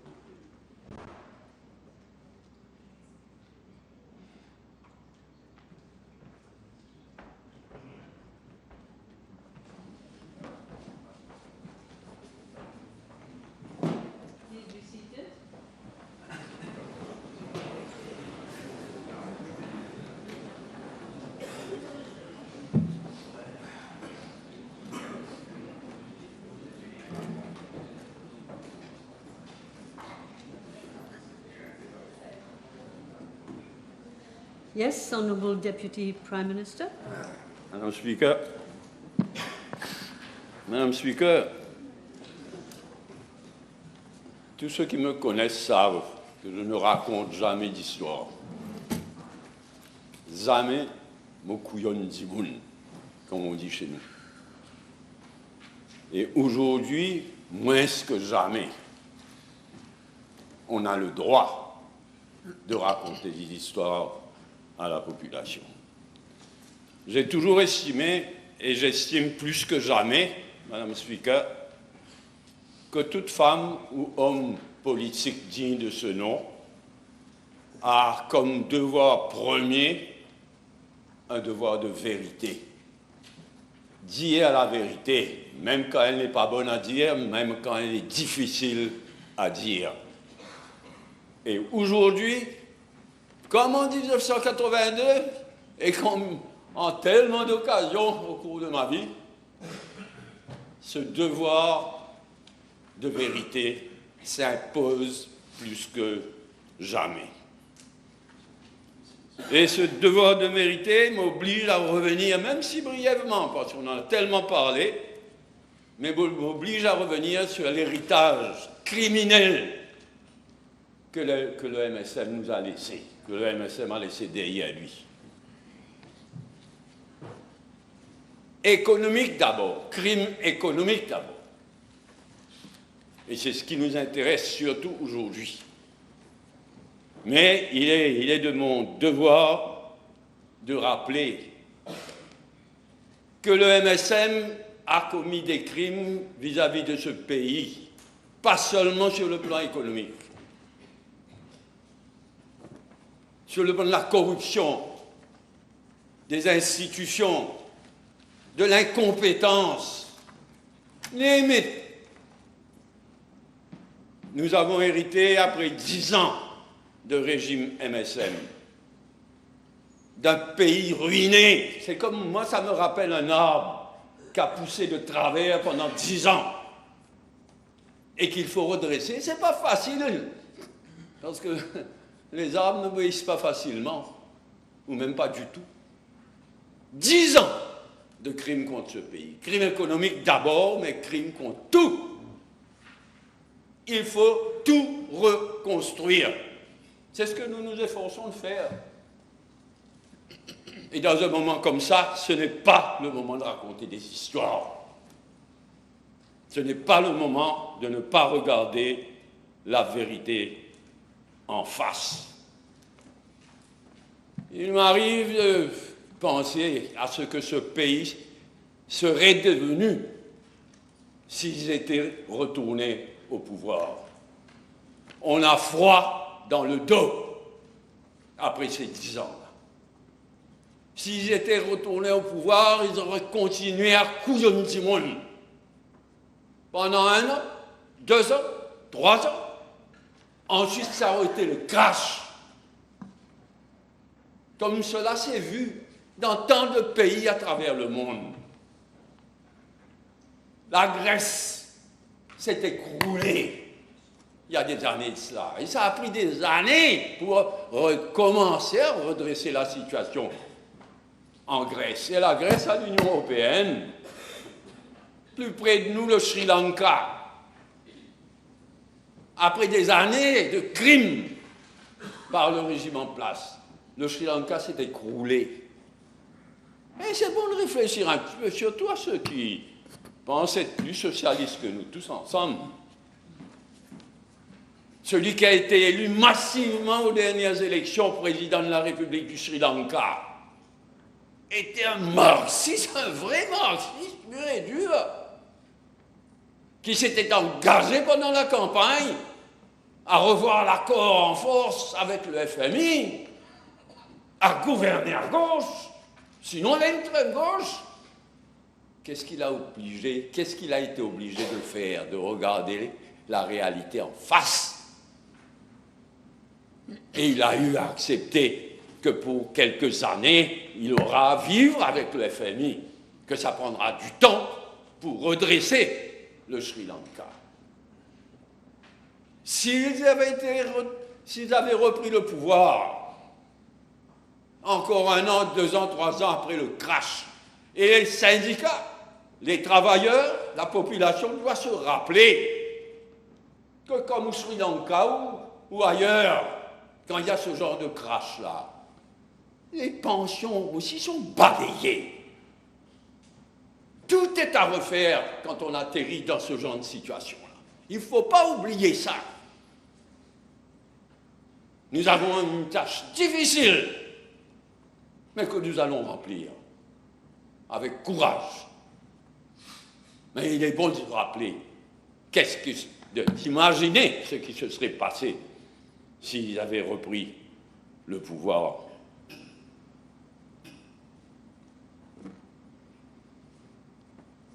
The real issue. Je lis la presse, je lis les intellectuels ou pseudo-intellectuels, mais même les vrais intellectuels. The real issue is not the IMF. Comme s'il faut décider, est-ce qu'on est avec le FMI ou non? The real issue is not the IMF. Le vrai danger, c'est le downgrading de notre économie. Ce que les gens ne réalisent pas, si on est downgraded à junk status, tout sera affecté, pas seulement notre zone offshore, qui n'est plus offshore d'ailleurs, mais notre secteur financier, pas seulement.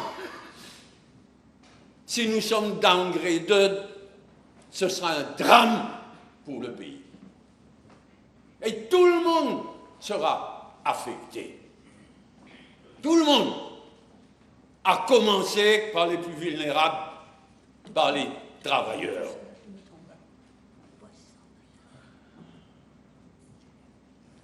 Il faut se le rappeler. Si nous sommes downgraded, ce sera une période terrible pour le pays.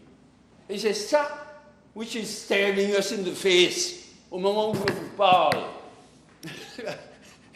Le FMI suit mieux que nos grands journalistes, certains. Le FMI suit mieux qu'est-ce que ces deux comités qu'on a mis sur le pied sont en train de fabriquer. Avec une loupe et une longue vue en même temps.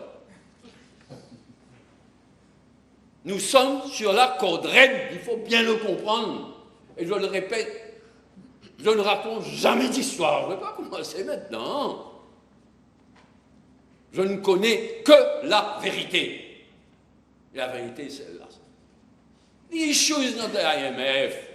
Personne parmi nous n'est amoureux du FMI, ni de la Banque mondiale, et encore moins de Moody's. The issue is not the IMF. The danger is in a downgrading.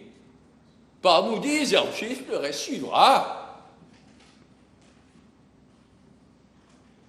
Ce que nous sommes en train de faire, c'est donner une direction au pays. Si on ne convainc pas Moody's, enfin Moody's va nous clouquer, qu'est-ce que le FMI dit, qu'est-ce que la Banque mondiale dit. Mais ce que nous nous efforçons de faire, le Premier ministre, moi-même le gouvernement, c'est de convaincre tout le monde, FMI, Banque mondiale, Moody's, qu'on a pris un sens, qu'on a un sens de direction, qu'on commence quelque chose. Il faut convaincre que we mean it, qu'on commence quelque chose, mais que ça va continuer au fil d'1 an, 2 ans, 3 ans, 4 ans, 5 ans, jusqu'à la fin de notre mandat. C'est ça le défi que nous avons à relever. Et je le répète, tout est en jeu. On ne pourra pas tout faire maintenant, tout de suite, en 1 an. Non. Mais ce qu'il faut faire, c'est donner un sens de direction au pays. C'est convaincre tous nos partenaires que nous donnons un sens de direction et que nous allons keep at it pendant 1 an, 2 ans, 3 ans, 4 ans. Madame la Speaker. Relever l'âge de la retraite, de non-contributory pension, à 65 ans est inévitable. Je demande à tout le monde, à commencer par les syndicats, aux travailleurs, de bien réaliser que relever, à moins qu'on veuille aller vers la catastrophe, sinon relever l'âge de la pension à 65 ans est inévitable. Et encore, nous prenons un risque. Le FMI, la Banque mondiale, tout ça s'attendait à ce qu'on relève ça tout de suite là, à 65 ans. Et c'est ce que la logique économique exige. Mais nous allons le faire sur une durée de 5 ans. C'est un risque calculé, mais c'est un risque. Nous allons le faire en 5 ans. Nous sommes condamnés à le faire. C'est inévitable. Sinon, comme je le disais, si le FMI, la Banque mondiale, Moody's n'est pas convaincu que nous allons dans cette direction-là, c'est la première chose qu'ils regardent avec des yeux carrés. Première chose, qu'est-ce qui va arriver à notre unsustainable système de pension non contributive? Ensuite, il y a le déficit budgétaire et la dette du pays. Ce sont les 3 critères, les 3 choses que tous les gens, le FMI, la Banque mondiale, Moody's, tout le monde, c'est ce qu'ils vont regarder avant tout. Qu'est-ce qui arrive à notre pension, notre système de pension? Qu'est-ce qui arrive à notre déficit budgétaire? Qu'est-ce qui arrive à notre endettement? Tous les yeux seront braqués là-dessus. Et il faut voir les choses en face, franchement. L'âge de la pension à 65 ans, mais à travers le monde, c'est comme ça. Je ne porte que quelques exemples. Seychelles, 65 ans. Grande-Bretagne, 66 ans. France, 64 ans, et en pleine discussion pour être amendé. L'Inde, entre 60 et 65 ans, selon les secteurs. L'Australie, 67 ans. Le Canada, 65 ans. Singapour, entre 62 et 65 ans. Il faut ouvrir les yeux, regarder le monde réel. Et tous les experts sont unanimes qu'il faut en priorité réformer notre unsustainable système de pension. Tous les actuaires. Je cherche encore un économiste qui dit le contraire. En tout cas, tous les actuaires, tous les vrais experts en pension. Alors, il faut vivre dans le monde réel. Il faut bien réaliser où nous sommes et où il nous faut aller, Madame Speaker.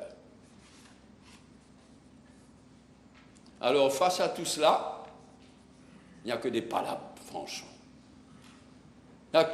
Surtout ces derniers temps, qu'est-ce que l'opposition et des journalistes aussi, qu'est-ce qu'on n'a pas raconté sur les salaires des junior ministers?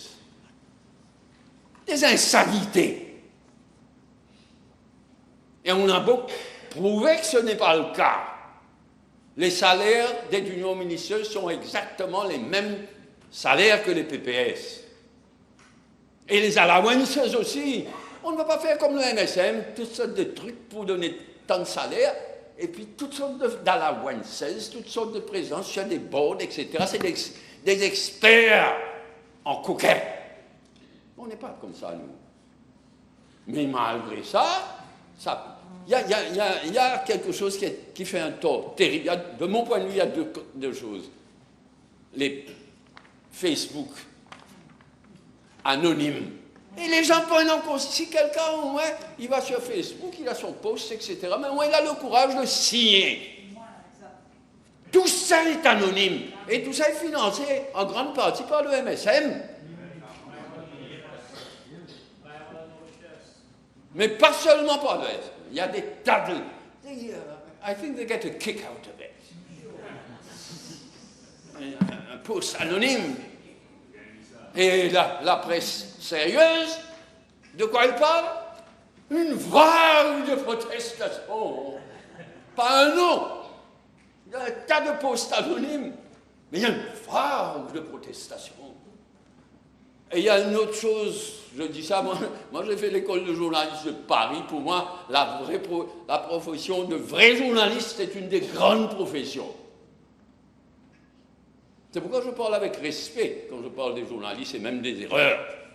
Mais il y a, à part les Facebook, les posts Facebook posts et autres, anonymes, il y a les caricatures, les cartoons. Certains cartoonistes se croient obligés de distiller du cynisme. Ça fait un tort terrible, ça donne l'impression que tous sont pareils, tous les hommes et femmes politiques, c'était pourri, c'était opportuniste. Ça fait un tort considérable. Et je suis ça, caricature, cartoon après cartoon. Et je demande à tous ces Mauriciennes et ces Mauriciens-là, les journalistes, les cartoonistes, les syndicalistes, ne faites pas de tort à notre pays. Il a déjà assez souffert. Ne faites pas de tort à notre pays. Je leur supplie, à un moment comme celui que nous traversons. Mais allons laisser ça derrière nous. Fini avec du non-ministère, la pension des parlementaires. Et toutes sortes d'insassinés. Moi, je connais des gens honnêtes qui avaient une carrière, qui ont abandonné leur carrière pour se relancer en politique. Et qui ne sont pas élus, qui ont fait ce sacrifice-là. Alors, attends, si on me dit qu'est-ce qu'il faut changer dans les pensions parlementaires, je vais écouter moi. Qu'est-ce qu'il faut améliorer, qu'est-ce qu'il faut... Mais je ne trouve rien, moi, je dis franchement. Qu'on me dise, faites ceci, amendez cela. Mais ne venez pas comme si c'était une bande de juifs, tout le monde. On devient député pour avoir une pension. C'est l'impression que certains donnent. S'il y a quelque chose à améliorer, nous tous, on est là, on va le faire. Et plus récemment, là, sur les advisors. On n'est pas le MSM. Avec raison, le Premier ministre a fait un statement montrant de quoi le MSM était capable.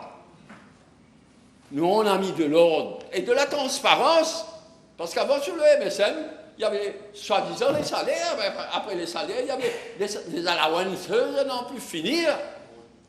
Il y avait présence sur des boards à n'en plus finir. Nous, on a bien catégorisé les choses. Et les gens ne savent pas, les gens... Je me souviens, il y avait des questions, il y a tant d'advisors dans le gouvernement. Mais je ne me rends même pas compte que par défaut, par faiblesse de notre système bureaucratique, quelqu'un, un médecin spécialiste, je ne sais pas comment le rémunérer, special advisor. Et alors finalement, dans l'esprit des gens, il y a 50, 60, 70 advisors. Nous, on a voulu mettre de l'ordre dedans. Il y a les advisors techniques, et puis il y a différents grades d'advisors, et ce n'est pas au ministre de venir décider. Le Premier ministre a parfaitement raison. Il fallait mettre de l'ordre, il fallait mettre de la transparence. Mais ça n'a pas empêché des dérapages. Heureusement que bien des gens, bien des journalistes se sont rattrapés. On payait hommage à la vérité quand il le faut. Allons laisser tout ça derrière nous. La situation est trop grave pour qu'on perde beaucoup de temps sur ce genre de fake news, de palabres. Allons revenir aux choses sérieuses. Je disais tout à l'heure que passer à 65 ans, sur 5 ans, pas tout de suite, même ça, emporter, les gens oublient, en 5 ans. Je disais que c'est inévitable. Mais on est en train d'essayer de voir les plus vulnérables, les emplois les plus durs, les mères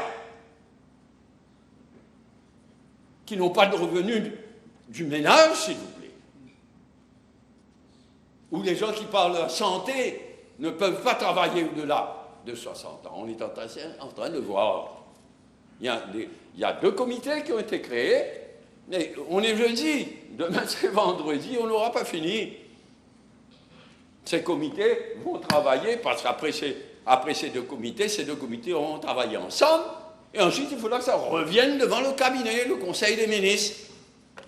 Donc, on sera entré dans la semaine prochaine. C'est au Premier ministre de décider qu'est-ce qu'on va faire.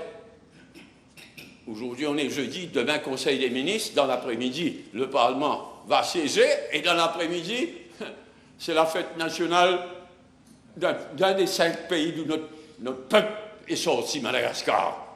On ne va pas leur faire l'affront de ne pas aller saluer leur fête nationale.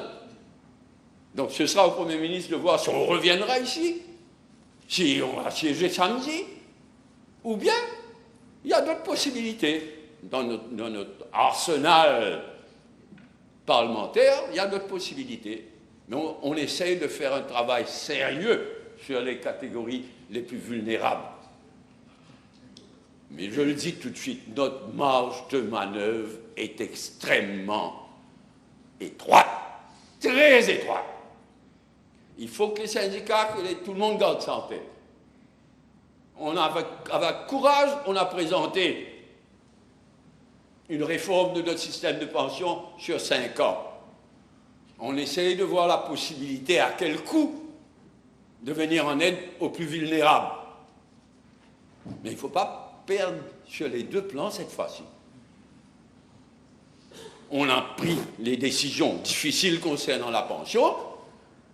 Si maintenant, on va au-delà de ce que notre marge de manœuvre, mais on va perdre là-bas aussi. On sera downgraded. C'est ce qu'il faut éviter là où on est là. Il faut faire le maximum pour les plus vulnérables. Mais le maximum ne doit pas nous mener à un downgrading de notre économie. Ce serait perdre des 2 côtés, comme on dit en bon créole de chez nous.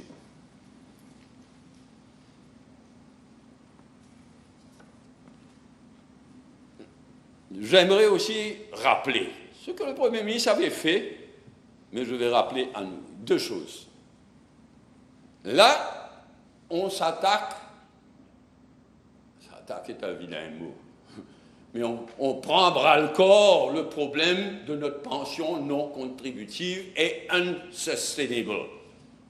Mais comme mon ami le ministre de la Sécurité sociale l'a bien dit, il ne faut pas, les syndicats ne doivent pas oublier les vrais criminels qui ont tué le NPF. On l'a oublié. Maintenant, tout le monde manifeste contre ceci, contre ceci. Mais qui a tué le NPF?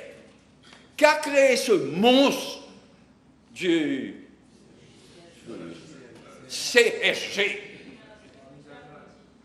Mais pas seulement Pravin Jagnat, c'est un syndicaliste, quelques syndicalistes. Un en particulier. Maintenant, ceux qui ont tué le NPF, qui ont créé ce monstre, il n'y a plus un sou, tout a été dilapidé. Ose manifester, et voilà. Difficile de ne pas dire en gros mots, là. Bien difficile. Mais c'est à cause de vous, je me retiens. J'apprécie. Mais on va nommer, on y travaille, qui présidera cette commission, quels seront ses membres.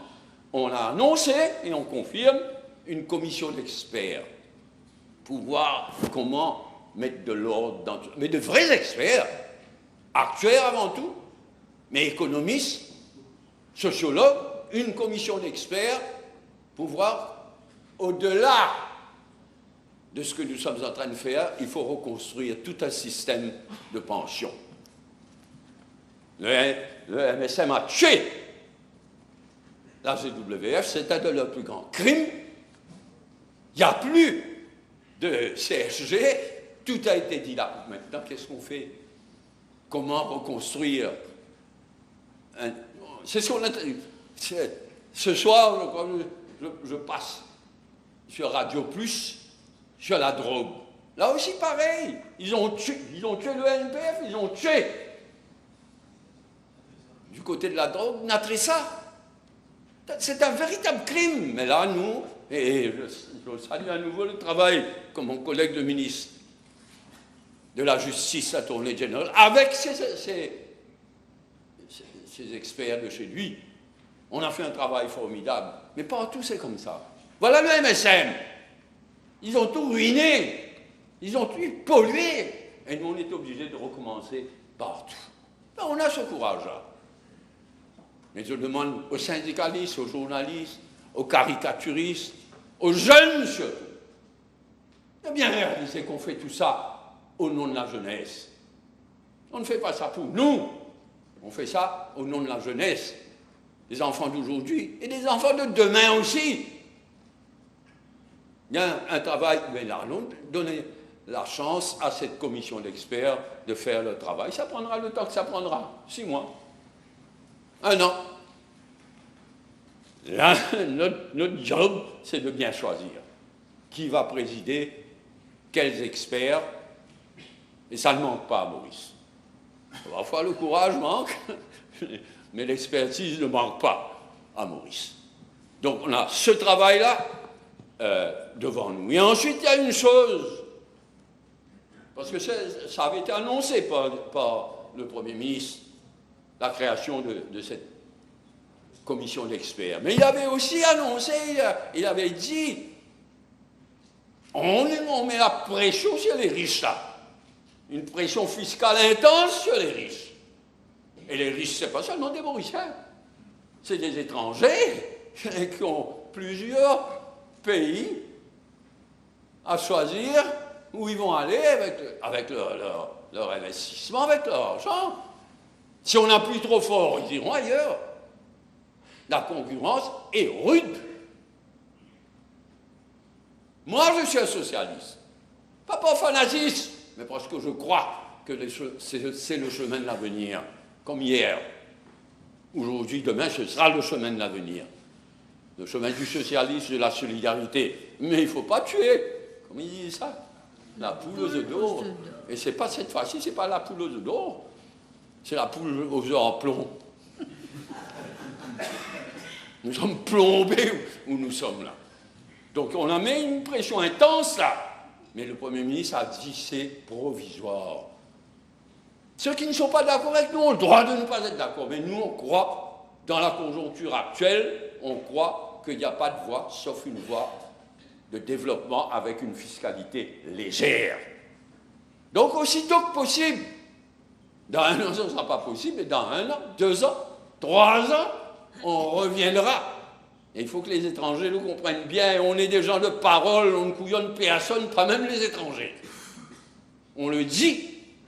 Et on le fera, we mean it, de retourner à une fiscalité légère aussitôt que possible. Ces mots-là, nous les adressons surtout aux étrangers, aux investisseurs étrangers, à ceux qui sont venus et qui peuvent hésiter devant les choix qu'on a fait dans ce budget-là, mais c'est temporaire. La pression, nous voulons cette pression-là temporaire. Voilà ce que j'avais à dire. Madame Speaker, comme vous le savez, je ne parle jamais très longuement. Ce que nous sommes là, et je lis rarement ce que je dis, mais à la fin, ok, je vais lire ce que j'ai écrit. Je crois pouvoir lire. Ce que nous sommes obligés de faire aujourd'hui, à cause de 10 ans de crimes MSM contre notre pays. Nous ne le faisons pas devoir. Nous le faisons pour les enfants de notre pays et pour les enfants à venir. Nous ne faiblirons pas, Madame Speaker, nous pays et ce bonnes enfants avant tout. Merci, Madame Speaker.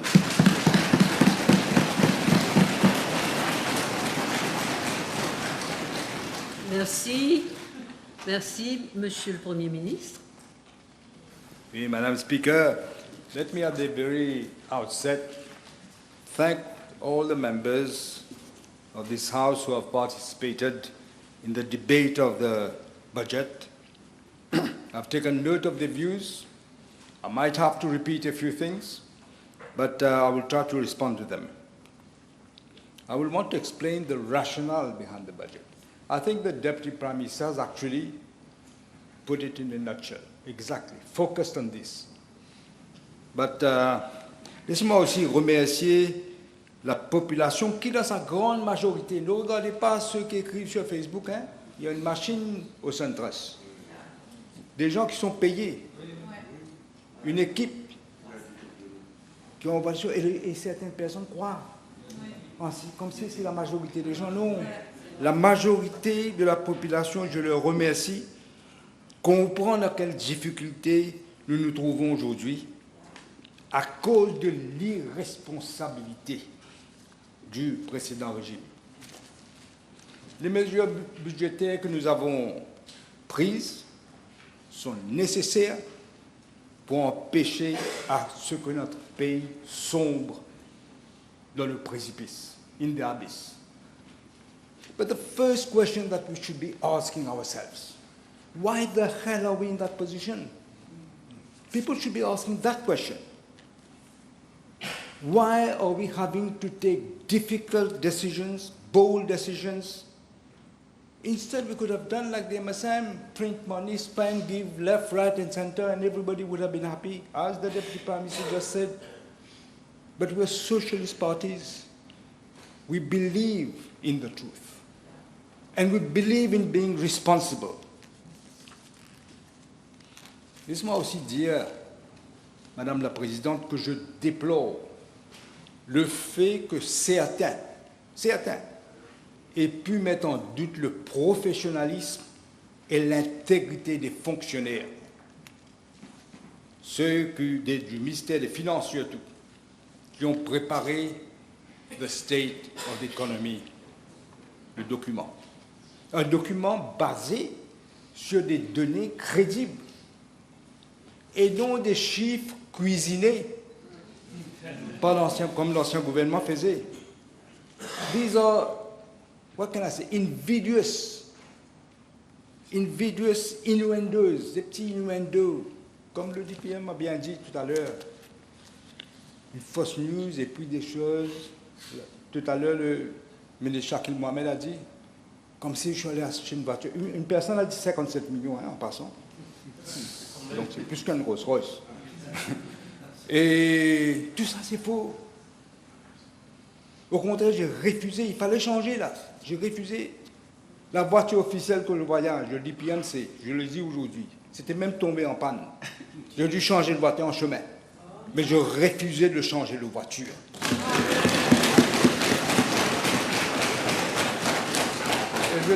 Et je dois dire que les fonctionnaires n'ont travaillé sur aucune pression. Il y en a qui sont là. Aucune pression.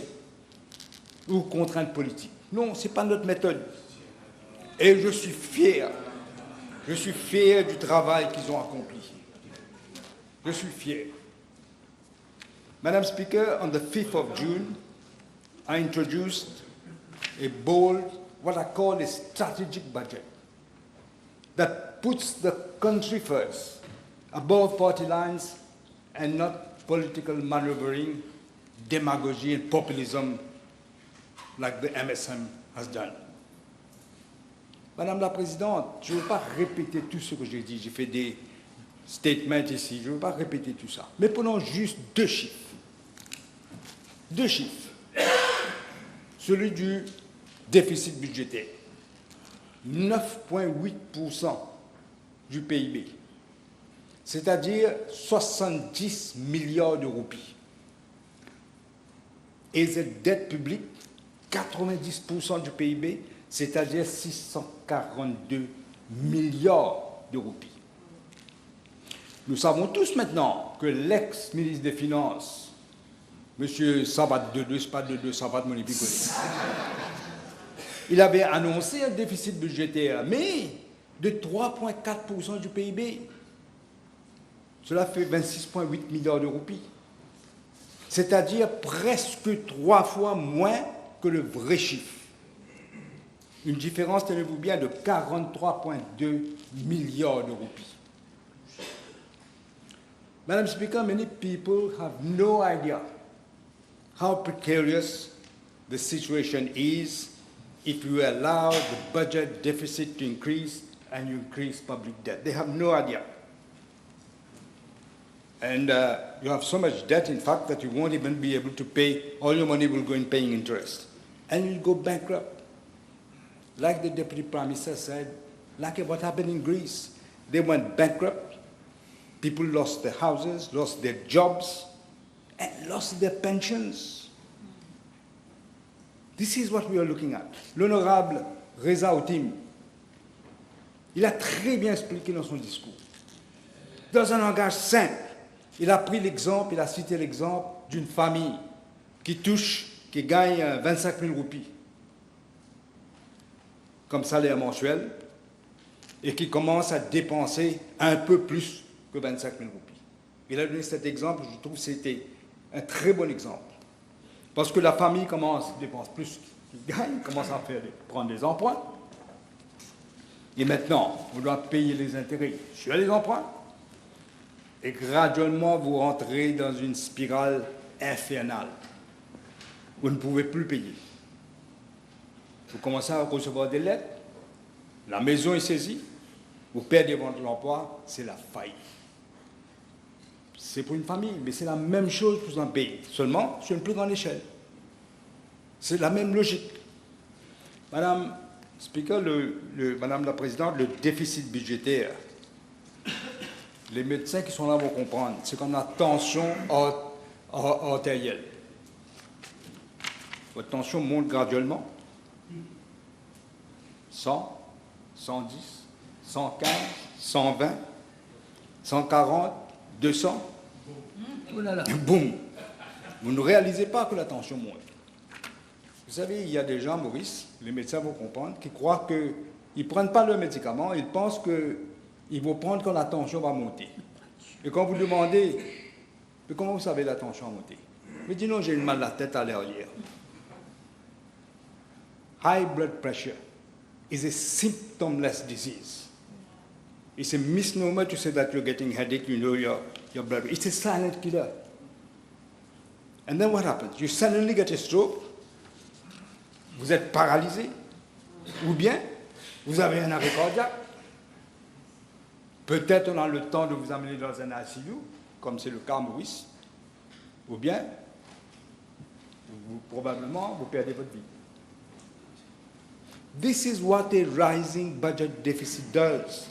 Because when you rise the budget deficit, you're rising the public debt at the same time. So you get into the same spiral infernal, which leads to bankruptcy. You should never, never allow the budget deficit to get into double digits. But here, the budget deficit is 9.8%. So, not very far from being a double digit. Not very far at all. And as I said, a rising deficit means a rising public debt. As stated in the statement I made, our public debt is up 90% of GDP. They had forecast, manipulating figures, they had forecast 71.9% of GDP. That is 574 billion rupees. But in fact, it is 642 billion rupees, 90%. Let me remind the House, those in the Labour Party will know, when we left office, we had rigor. You know, I had an advisor who was the advisor of the former Conservative Prime Minister, Lady Thatcher, Sir Alan Walters. I took him because he's a good economist. And when he left, he told me, at least people won't be saying that you mismanage the economy.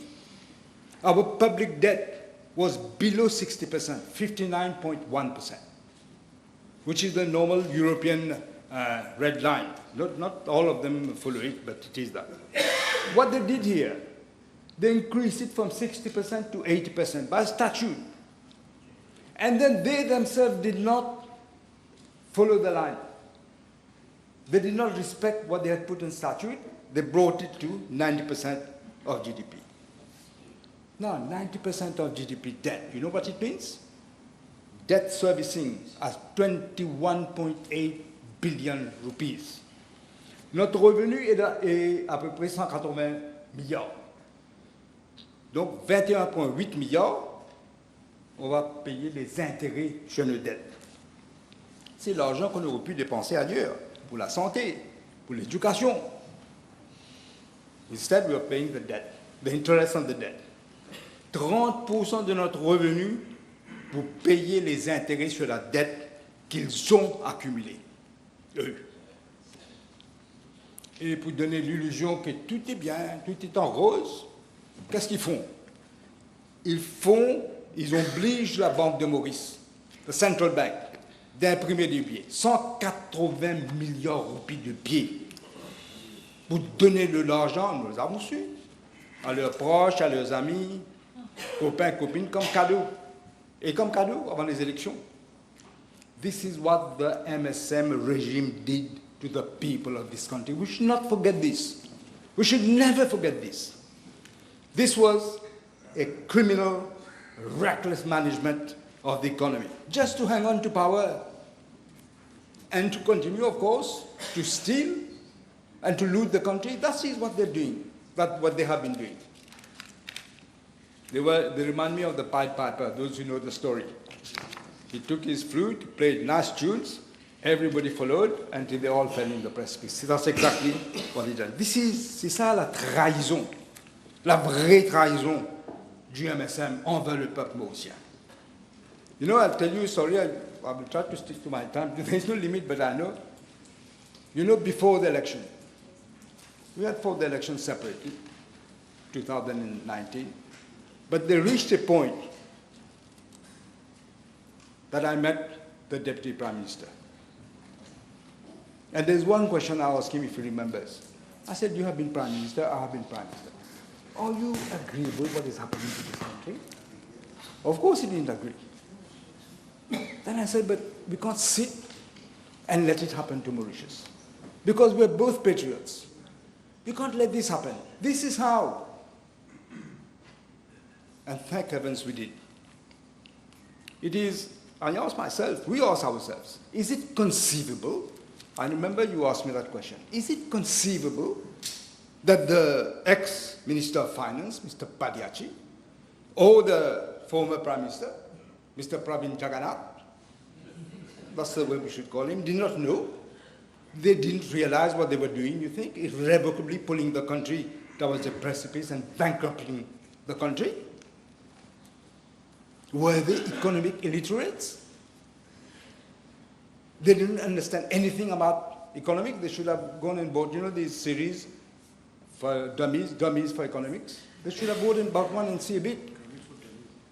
C'était deux illettrés économiques qui s'en foutaient des Mauriciens et du pays. Pour eux, ce qui était important, c'est s'enrichir et s'agripper au pouvoir. This was the objective. Voilà la réalité. Distribuer de l'argent qui n'était pas leur argent pour rester au pouvoir. This is the naked truth about the MSM. They committed what I can call economic vandalism. This is what they did. Des vrais voyous aux commandes du pays. But thank heavens, the people, in spite of giving them all these gifts, cadeaux, jobs, money, threats, all this, in spite of that, the people booted them out because the people knew what they did not know or did not care to know. The people knew that there is no such thing as a free lunch. It doesn't exist. You cannot defy economic gravity with impunity. Basic economics are. You know, there's a saying, I don't know why they don't know this, when you are fallen into a hole, the first thing you do is stop digging. They continue to dig. You know, like the Deputy Prime Minister said, I shudder. Had the people not voted for our alliance, what would have happened to this country? I dare not think. It would have been exactly, we didn't compare notes, huh? But I wanted to say the same thing. It would have been exactly what happened in Greece, what happened in Sri Lanka, the same way. In Greece, people again lost their jobs, as I said, pensions, houses. And Greece, as the Deputy Prime Minister pointed out, Greece had the advantage that we don't have.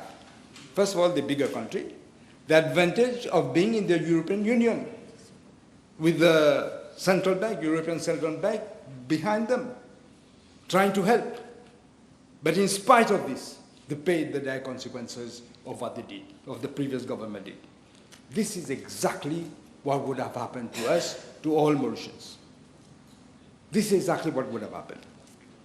Not only the previous government took away our liberty and freedom, and there's no such thing more precious than liberty. And people understood this. They voted avec la rage. Vous avez vu? But ils ont aussi confisqué l'État mauricien. As I say, had we not taken over, me, the DPM, you, the whole population would have been dead by now, economically, I mean. Madame la Présidente, j'ai parlé du déficit budgétaire de cette dette publique. Mais, je vous ai dit, je ne veux pas répéter tout, ça sinon ce sera trop long, mais chaque semaine, à travers les questions parlementaires, bien pertinentes, certains d'entre vous, de nos backbenchers, et je dois les féliciter, nous découvrons les frasques du gouvernement MSM, mais c'est acolyte. La liste est trop longue pour répéter. Il y a d'autres orateurs qui ont répété d'ailleurs, qui l'ont redit. Mais ce n'est pas juste la dette publique, c'est ce qu'ils ont fait aussi. But it's clear, Madam Speaker, that we had to take the bull by the horns and take the difficult but essential measures to steer the state ship out of this wreckage and bring it out in the open sea, calm open sea. That's why we say from abyss to prosperity. But as the Deputy Prime Minister said, that also I don't understand. Our mandate is 5 years. We have inherited a mess. It will take time. Rome was not built in one day. Who doesn't know this? This is why, like the Deputy Prime Minister, I also ask people to show solidarity. Let's do the right things. That will be a sacrifice, not forever. For maybe 2 years, 3 years, a bit more, we'll see. But let me make it very clear. There is no other option. Madam Speaker, as I'm addressing the issue of public debt, I also want to say, to disprove the false accusation made by the opposition about the increase in public sector debt for the past 7 months. They said it, you will see the MSM chatwas at SunTrust writing, then you see a member of the press take it up, and they start believing. The leader of the opposition has been saying, malevolently I think, accusing the government of increasing public sector debt by 96 billion rupees over that period we have been in power.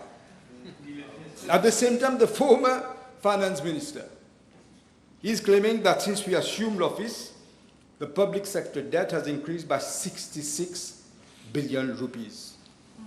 So, which is which? Their estimates are different, clearly flawed. They could not even agree between themselves what is the figure. And they're placing the blame for the rise in the public debt on the government. They conveniently forget completely, they ignore the fact that we are actually still executing a budget they themselves presented. Their budget ends at the end of June, 30th of June of this year. This is what they're doing. This is the increase in debt. Except what we had done, we had to pay the 14th month bonus to the maximum of people that we could, and then we had to put this salary compensation. The public sector debt will increase from 586.4 million rupees from September 2024 to 642 billion rupees at the end of June of this year. And I said, the only thing we did was to add this 8.4 billion rupees for the 14th month bonus and the 2025 salary compensation. These were two measures we had promised. We did not know when I met the Deputy Prime Minister when we were going to put. We did not know. We knew there were messaging figures. It was obvious. People have resigned from official positions because they refuse to cooperate and manipulate figures. I won't mention names. Some took early retirement. But we knew that this was happening, but didn't know the extent. So we took this as a caring government. We decided, in spite of that, we will pay this 14-month bonus. 90% of people got it. And the compensation salary, because there has been massive depreciation of the rupee, and inflation was double-digit. And we had promised to try to bring prices down. So this is what we did. The bulk of the increase in public sector debt was due to that irresponsible fiscal stewardship of the previous government. It's staggering 85% of the 55.6 billion rupees, 85% of the rise in public sector debt is attributable to them. And I don't have to tell people, everybody knows that they had overstated revenues, underestimated significantly expenditures, all aimed at creating the illusion everything is rosy, everything is fine. And as a result of this disastrous decade of fiscal mismanagement, government public sector debt has increased from 59.5% to 90% of GDP, which is a dramatic increase, 30% percentage points. Madam Speaker, let me now address this issue that has been raised, this basic retirement pension. As the Deputy Prime Minister said, who wants to become unpopular and try to do something that won't please people? Who? But you have to think of the country first, not yourself. First of all, we have said it, it is a non-contributory pension. Many people don't. For example, they speak about MPs. These are contributory pensions. You pay every month. This BRP is non-contributory. Non-contributory means that the beneficiary doesn't contribute anything, but he receives a pension. And how do we pay for it? It is paid from the national budget, taxpayers' money, government borrowing. And such all increases in that amount of BRP can only be financed either through higher debt or higher taxes. There is no other way. There is no magic bullet. Second, the cost of the BRP payment has become explosive. BRP spending in Mauritius has soared. In 2010, it was 1.9%. It reached 7.8% in 2024-2025. Expenditure just on basic retirement pension is going to be 55.4 billion rupees this year. As I said in Parliament, Madam Speaker, it is rare for a country to provide old age pension to all persons who are 60, irrespective of their income or assets. And it is a pension, as I said, it is non-contributory. Mauritius is a very rare case. The DPM just said France is increasing. In France, they're going to try it. It's 64, they want to increase it again. Germany wants to make it 70. In most countries, Seychelles. Yes, the Deputy Prime Minister mentioned Seychelles. In most cases, it is contributory, mean tested, and in our case, it is universal with no eligibility test. Third point that I need to make, demographic pressures. They are aggravating the cost implication of the year.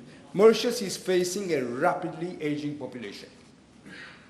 Rising population, declining birth rate. You don't have to be a great mathematician to understand what is happening.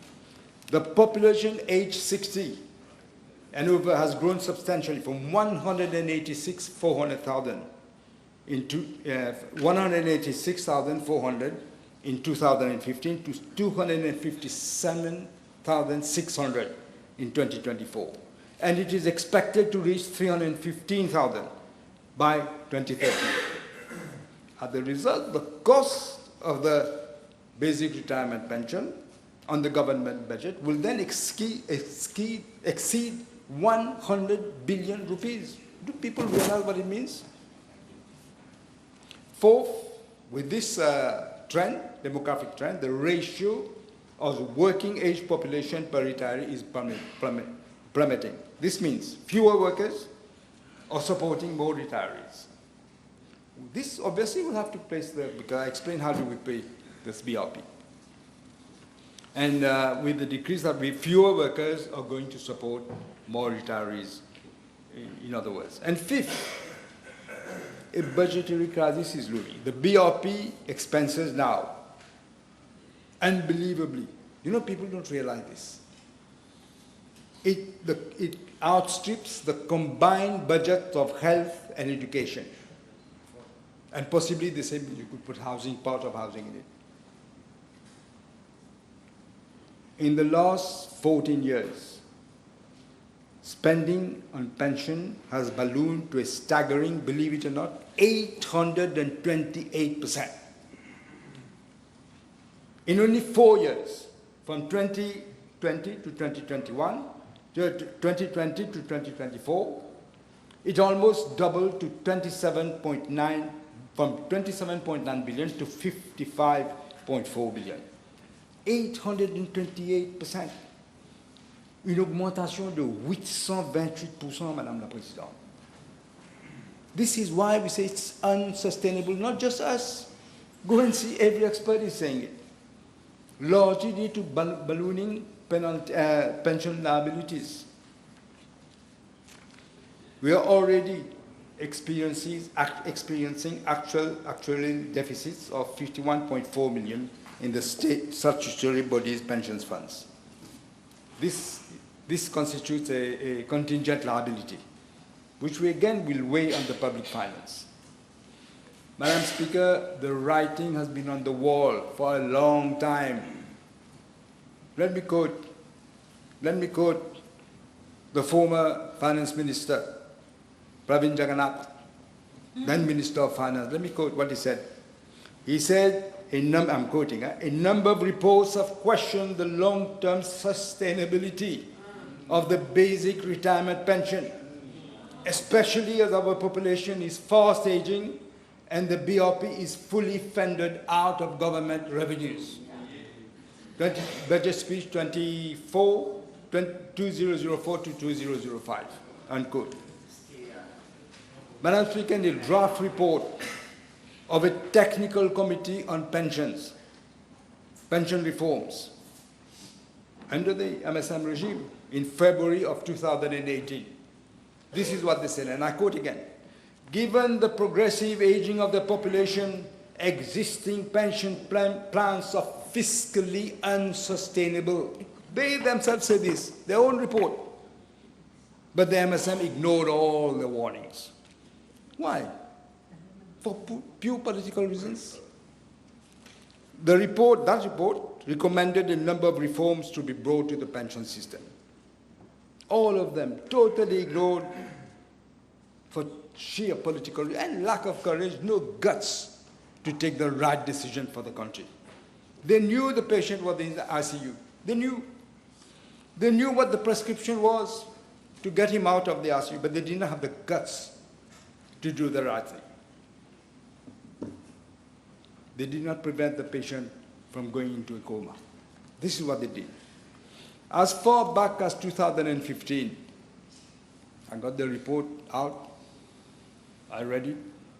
The IMF, in an expert report, projected that by 2050, expenditure on BRP would be at an unsustainable level of 8% of GDP. They say that in their report. But because of the irresponsibility of the previous government, we have already reached 7.8%. They predicted by 2050 it will be 8%. Already, 2025, we are 7.8%. That is, we are 25 years ahead of what the IMF had projected. Do you realize what this means? The report of the World Bank in 2021, Mauritius through the eye of a perfect storm. And I quote, it says, the bulk of social spending is more than 50%. This is currently on the basic retirement pension, which is increasingly costly, poorly targeted, and creates adverse labor market incentives. End quote. You know the World Bank, let me quote something else. Say something else. It says Mauritius is a rapidly aging society, which will lead to a rapid growth of spending on the basic retirement scheme, pension. And it has the potential for squeezing out pro-poor spending. And of course, it doesn't say this, but I'm quoting, it also says, it's also clear that it will crowd out other investments. The CSG tax, in spite of that clear evidence they had, in spite of the repeated warnings they got, in spite of the plea that we must do the reform, the previous government swept it under the carpet. They even made it worse through their reckless policies, notably by introducing this famous contribution sociale généralisée. The CSG was introduced in September 2020, replacing the National Pension Fund, which was established in 1976 through the vision of SSR. It operated as a contributory, let me remind the House, funded, it was a contributory funded scheme. Both employees and employers made mandatory contributions. And these were prudently, not invested anywhere, prudently invested to ensure their long-term sustainability and to provide retirement benefits linked to the individual contributions. In contrast, this CSG, it was designed to pay as you go. It wasn't invested, pay as you go. So they pay out the benefits immediately.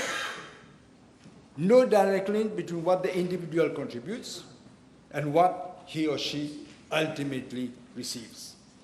It has revealed, very early on, it has revealed deep structural weaknesses that now threaten the very foundations of our pension system and the fiscal health of our nation. First and foremost, there has been a diversion of the CSG revenue that they were getting toward non-pension related expenses, just for political expediency. Nothing to do with pension. Then they failed to secure retirees, so they added 9 billion rupees to the government deficit this fiscal year. 9 billion. No projections, no policy change, but greater liabilities. Let us be clear, the CSG, we said this when we were in opposition. I know the MMM also said it.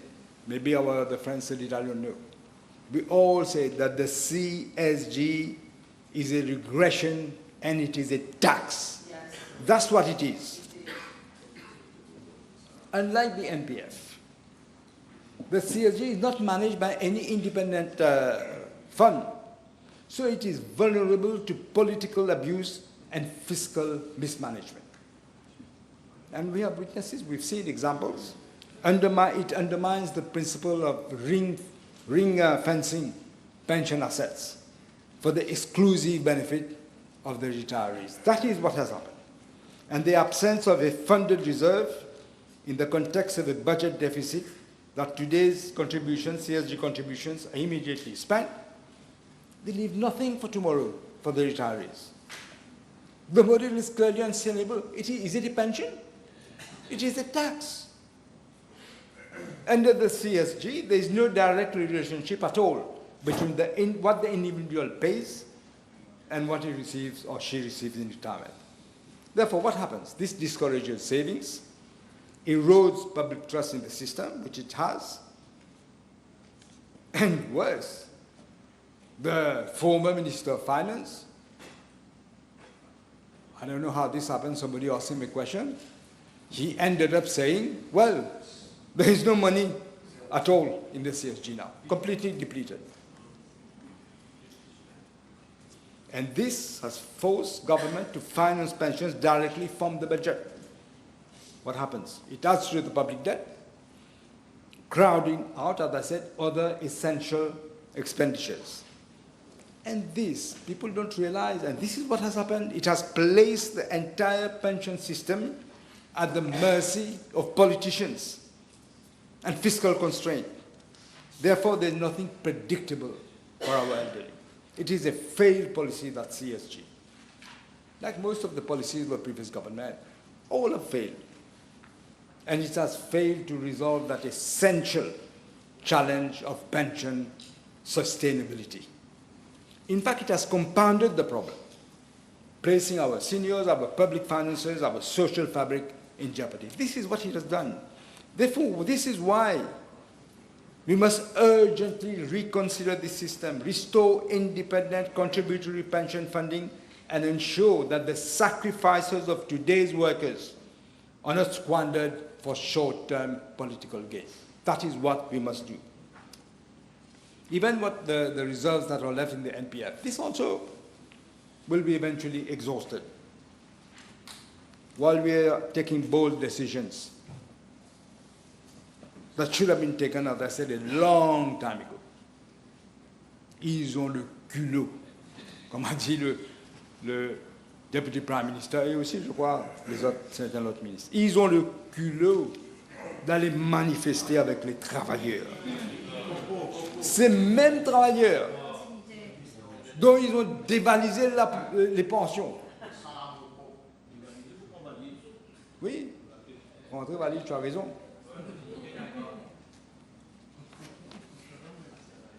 You know, they are like these maggots who come out of dead bodies. But at least the maggots are eating the dead bodies. For eating these people, these maggots, is for greed. That is why they're there. Real maggots. It reminds me of a well-known Bhojpuri expression. Kal ke gunda. Kal ke gunda, aaj ke sadhu. Translation. Yesterday, je vais traduire. Yesterday's hooligan is as if today's angel. We are seeing the emergence of political sharks without an iota of self-respect, wringing out of the stink holes, and they're trying to reclaim their long-lost political virginity. That is what they're doing. C'est même vautour, Madame la Présidente, reconnus par la population comme étant les fossoyeurs de l'État-providence, ont aujourd'hui le toupet de venir dire que ce budget, c'est la fin de l'État-providence. Comment dire Alibaba bin Robin des Bois. Ensuite, c'est un peu le créole, Madame la Présidente, un petit bout. This is why the Deputy Prime Minister said, we will not shudder from our decisions. And I tell you frankly, I think about it. We have a dream team. I've said it many times. It is the luck of this country that myself and the Deputy Prime Minister are there, together with our friends and Richard Duval. You know, I think I need to say this. The Deputy Prime Minister, leader of the MMM, has been a finance minister. And I tell you something, I wasn't in politics at the time, but I followed. And SSR followed. He also agreed. He took the hard decisions then in 1982, in spite of 2 devaluations from Sabira Samiringadu, who was Minister of Finance. I even discussed this with him. And you know what he said? Maybe the former Prime Minister will agree. He said to me, the mistake we made, we should have devalued by more the first time. But again, probably pressure, political pressure, they devalued by less, they had to re-devalue again, and this is what happened. And Honorable Paul Béranger took the decision that had to be taken. I think you spoke to the IMF came. Had he not taken those decisions, you know, this is the, what can I call it? Hein? C'est pas la vie. This is the paradox. Maybe le taqdir. Taqdir.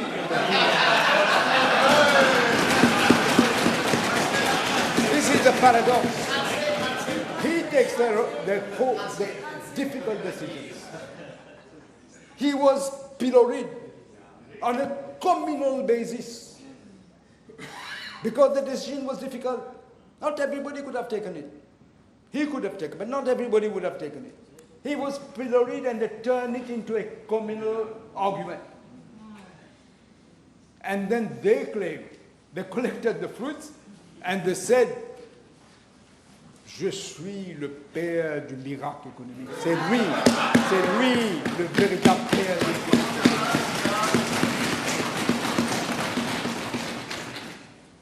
I tell you, I really believe it. It is the destiny of this country. That's it. It's as if God's hand is showing us the way, that we had to come in at this time. You know, I remember what Churchill said. Churchill had all these difficulties, but he was a great orator. When he became eventually Prime Minister, he said, I'm walking as if my whole life was preparing me for this moment. And I tell you, this is the moment that we have to be there together as one to save that country, otherwise we are dead.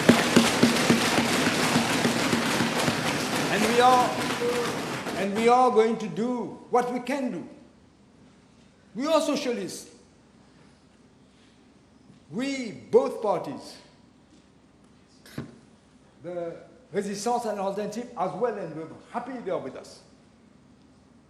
Nouveau démocrate, peut-être pas trop, mais un peu.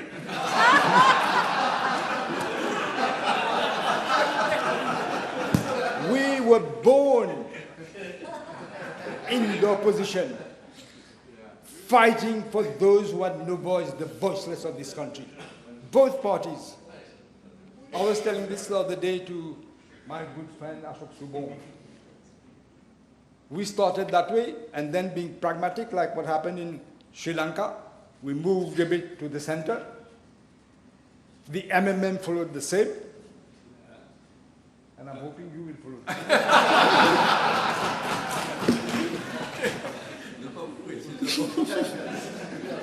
This is why we have done 2 things, Madam Speaker. We have announced at paragraph 240 in the budget speech that we will set up a committee of experts. We are not experts. We want them to carry out in-depth study of the pension system to come up with a sustainable and fairer system. That is what we want to do. And secondly, Cabinet has agreed. We're naming 2 commissions to look into provision relief. I'm chairing one. My friend Ashok Subon, Honorable Subon, is chairing the other. We are looking at possible relief if we can, for those who do hard jobs, who are on low pay, there is a principle in taxation. You help those on low income. That is the basic principle in finance. But we will look at all this. Those who should have got their pension, they're not probably going to get these two commissions. And we think, I've spoken to the Deputy Prime Minister, I just spoke to my friend, Minister Soubon, that maybe in the interest of time, eventually, soon, we should merge these two commissions together so that we can come to rapid decisions, because it is a very, very difficult situation. Madam Speaker, we are a small island state, vulnerable to global geopolitical and economic events. Our history is fraught with examples of how we have combated the tyranny of both history and geography to shape our destiny. You mentioned, the Honorable Jitan mentioned the two Nobel Prize economists.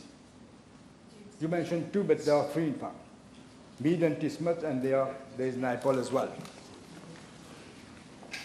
No man, Madam Speaker, is an island unto itself. No man. We are all part of the main continent. Our nation, too, is part of the world. So we cannot be as if shielded from the ripples effects of global events. Current geopolitical tensions in Asia, in Europe, in the Middle East.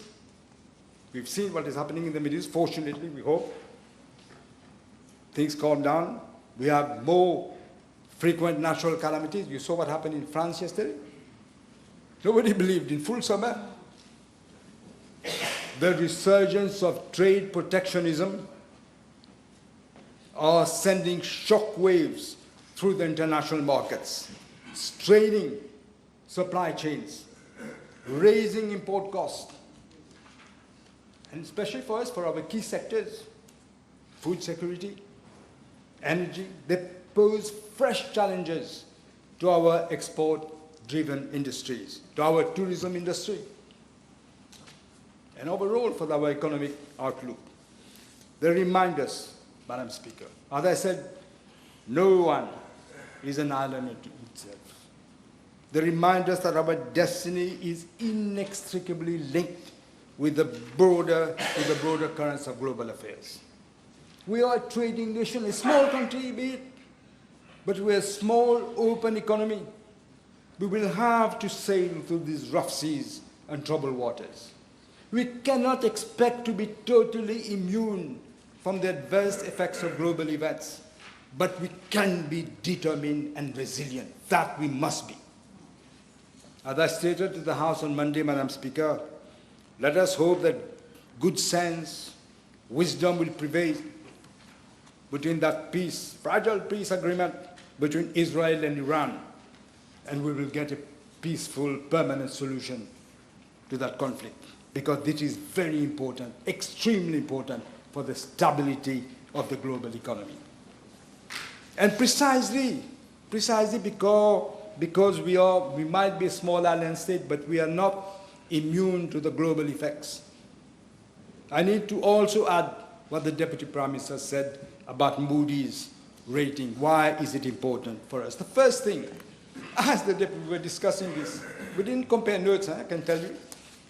The first thing that is being misinterpreted, they misinterpret both roles, IMF and Moody's.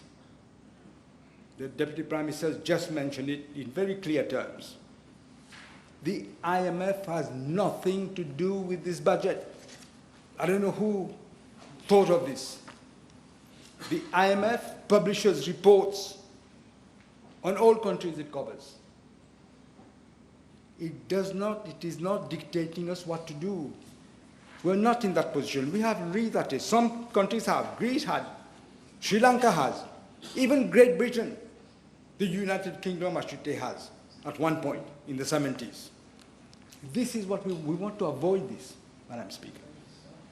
But to escape it, we have to take the measure, the corrective measure that we should have been taking. because the shipwreck is looming.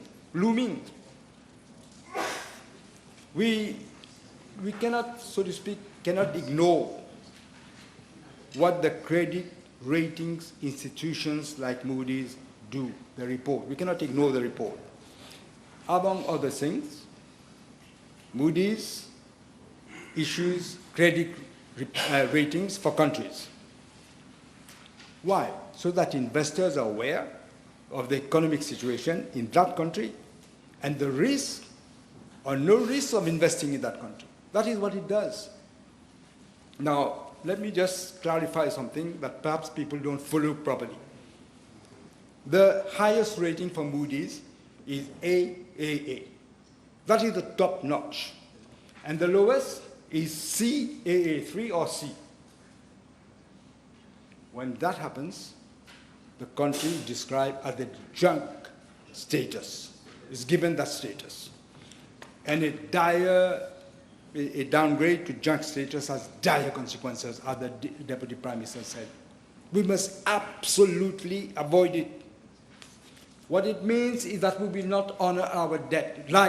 More likely we will not honor our debt. That is, if you invest in that country, you might lose. You might not be able to recuperate your money. That is what it means. The country is likely to default on its payments. It means that if this country wants to borrow money abroad, again, they will think twice before giving you any money. I must tell you something that perhaps people don't realize. We ourselves didn't say it enough. When we left government in 2014, you know what our credit rating was? Baa1 stable, which is a very high investment grade, a high grade. It is not the highest, but next to the highest. This is what it is. We left in April 2020. Moody's downgraded Mauritius to Baa1, negative. Not junk, but still a downgrade. A downgrade means what? That you have to correct a few things. You don't continue as if nothing has happened, but they didn't. So in March 2021, 1 year later, Moody's downgraded us again, this time to Baa2 negative. Nothing. As if it's coming through 1 year, going to the other. Passe le jeu de la tête, ça. Vous avez imprimé biaisé. Vous avez compte de l'or. Ça, vous avez fait. Allô? 1 year later, July 2022, again, Moody downgraded us to Baa3 this time. Still nothing. Again, what happened in 2024? This has come out in January of this year. Again, Baa3, this time not stable, negative. So, Moody's has degraded Mauritius 4 times during the MSM regime in power, the incompetence and the mismanagement of the economy. 4 times. And they did not react, just like the pension, sweep it under the carpet. You know why? This is why they were surprised. They think whatever they do, when the election time comes, they will do a propaganda. I've been attacked every day on NBC, every day. I'm still here. The Deputy Prime Minister has been attacked. As if he has, no, Béranger. This is what they do when election comes, and they thought that this time this will work as well. But God decided otherwise. They didn't count on this. So they didn't take action, and we are facing this problem. Now, I must say also, Madam Speaker, when a country loses its investment grade, the grade status, and is labeled junk, it can face several economic and financial consequences. People have said briefly, but I want to add a few more. First thing that happens when it becomes junk, higher borrowing costs. A downgrade investment grade means higher risk to investors. Therefore, investors demand higher interest rates to compensate for that risk. And therefore, everything becomes more expensive. Second thing happens that people don't realize, capital outflows. Many institutional investors, they sit in New York, in London or whatever. They want to make money and profit. They don't come here because they like our beaches and our sea. So when they see what this is happening, you know, I'm talking about pension funds, insurance companies, these are big investors. And they have mandates. They have boards. Not chatwas on the boards, real boards. But they have to answer questions. So they have mandates to invest only in countries that are safe. The result, a downgrade can trigger forced selling countries' bonds, therefore leading to capital flight, and therefore pressure on the currency. What happens? You get depreciation again, because you have reduced investor confidence, capital is outflowing, you get pressure on your rupee, and you get again depreciation. Depreciation means higher cost of imports, and then you fuel inflation. This is what happens. And you know, Mauritius, we are highly dependent on imported goods in foreign currency denominations. Weaker investor confidence means the ratings mean that you have, this country is not sure for economic stability. Therefore, both foreign and domestic investment, they won't invest in the banking sector. Domestic banks, perhaps people don't know this, our domestic banks, they hold large amounts of money in government bonds. This goes, it weakens the balance sheets. Again, this reduces their capacity to lend, and you raise again financial risk in that sector. A downgrade may also reflect concern about fiscal discipline, governance, and macroeconomic stability. Therefore, it erodes trust among investors, trade partners, even citizens. Therefore, the potential for a vicious cycle is there in front of us, staring at us, as the DPM said. It's staring at us now. You know, I'll tell you something. When we won the elections, Modi had already said, just on what, when you came in, on what they did, we should downgrade us. We made pleas. We sent the chief economic advisor, and I thank him, to talk to them. Give us a chance. Don't downgrade us. We did all the efforts that we had to do. Because otherwise, everybody is affected. Not just the banks. Not just the businessmen. Even the individuals who are here will be affected. This is why we're doing our level best to take all the measures we can to stop the rot. Otherwise, we would slide into economic chaos. Now I ask myself, who in the world, in this country, would want this to happen? Who?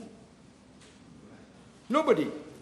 And I repeatedly said, Madam Speaker, I repeatedly said, je n'ai pas de bâton magique dans ma main. It doesn't exist. Le pays est dans un précipice économique et social. On a reculé de 10 ans. Tout ce qu'on a bâti depuis l'indépendance, depuis 1968, s'était frondé entre 2014 et 2024. Sous les règnes des vautours successifs, des papas petits, des ganates, papa petits, dans tout pays, là, on doit les journalistes. But as I said, I am ready to assume all the responsibilities I have to, and so is the DPM. We have a united front. We're all united in this fight because we are patriots and we have to defend this country. Difficult decisions, yes. But we have to take the difficult decisions to let Mauritius become Mauritius again. That is what we have to do. Neither I nor the DPM are doing this de gaieté de cœur, comme il a dit. But in life, you must do what you must do to save your country as a true patriot. Madam Speaker, the doctors again will understand. If the patient has a gangrene, his foot has got gangrene, the surgeon has no choice. He has to chop off the foot to save the patient, otherwise the patient will die. This is exactly what we are doing. It is a difficult choice. This budget is not about austerity, as some people are saying. It is about responsibility. It is not about politics, day-to-day politics, but it is about the prosperity and the well-being of the whole nation, of our youth, of our children and grandchildren of tomorrow. Therefore, let us move forward, Madam Speaker, boldly, with courage, with purpose, with compassion, with confidence, with determination, and leave the proud legacy for future generations. That we must do to save this country. Les défis nationaux et mondiaux appellent à des solutions courageuses, Madame la Présidente, courageuses et innovantes. Et je suis persuadé que la population, dans sa grande majorité, comprend la précarité de la situation. Ils ne sont pas bêtes. Qu'elle fera preuve de solidarité et qu'elle participera à la reconstruction du pays. I also make this appeal of the Deputy Prime Minister. Even to those who don't seem to understand, please try to understand. There is a reason why everyone here came from different continents and God put us on that small piece of land. It is our duty, because when it rains, it affects us all. When there's a cyclone, it affects us all. Similarly, it doesn't matter who you are. You might be any community, any cause or whatever. You will be affected by the rain, by the sun. So we have a duty to be able to live together and save our country. That is what we are doing, Madam Speaker. I promise in my budget speech, I won't promise to take you to heaven, but I certainly shall prevent you from going to hell. That is what I said. L'histoire, je termine, Madame la Présidente, l'histoire nous jugera sur l'héritage que moi et le Deputy Prime Minister, mais aussi nos partenaires, Résistance et Alternative et Nouveaux Démocrates, laisseront aux générations futures. We are at a crucial point in our history. We are working with destiny. It is our destiny. It was our destiny. It is our destiny to be here now at this point in our history to come and save the nation. Thank you, Madam Speaker.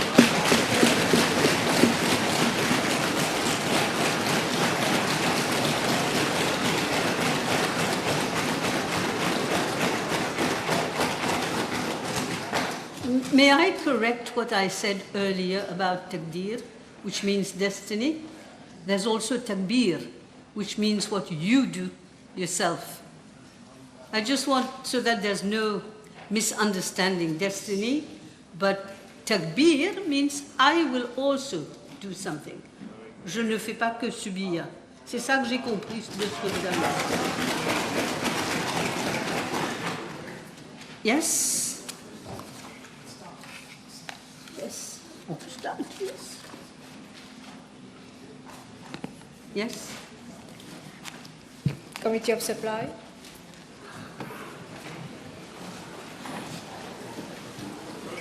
Oh là là.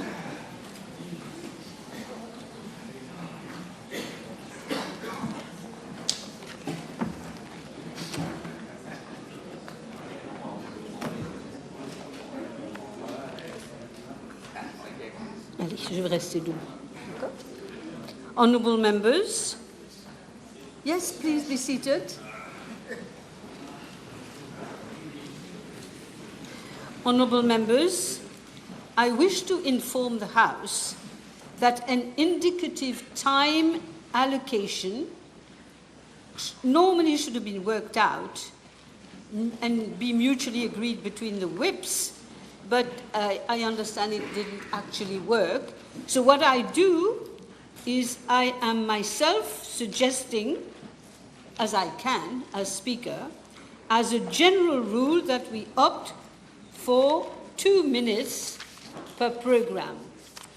I've had it worked out all beautifully.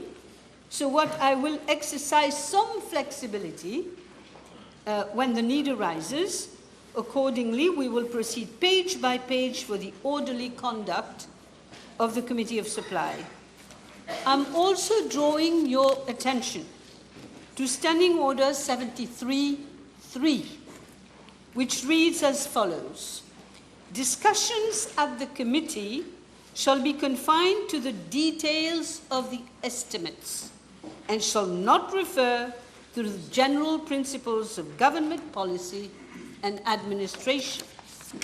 Honourable members are requested to be brief in their questions, and honourable ministers are encouraged to keep their responses equally concise.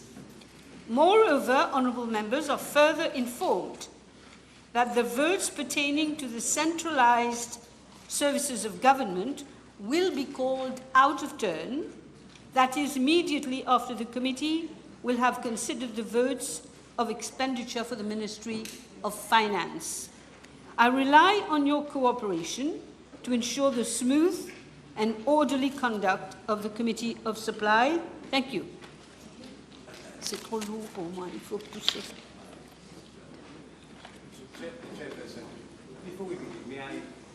Please stand up when you speak to me. Yes. Chairperson, did we understand correctly it will be 2 minutes per program, not per item, as was discussed? Per item, per item. Okay. Sorry, it was per item.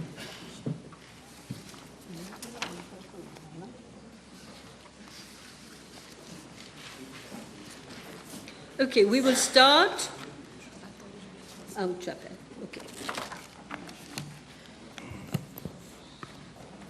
Office of the President.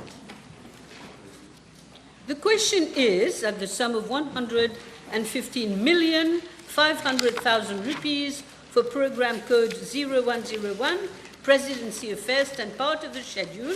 Those in favour say aye, those against say no. You have a question? Yes. Thank you, Chairperson. May I refer to Can you speak up? item? A little bit, speak up. Yeah. May I refer to item page 2, item 22,900, other goods and services.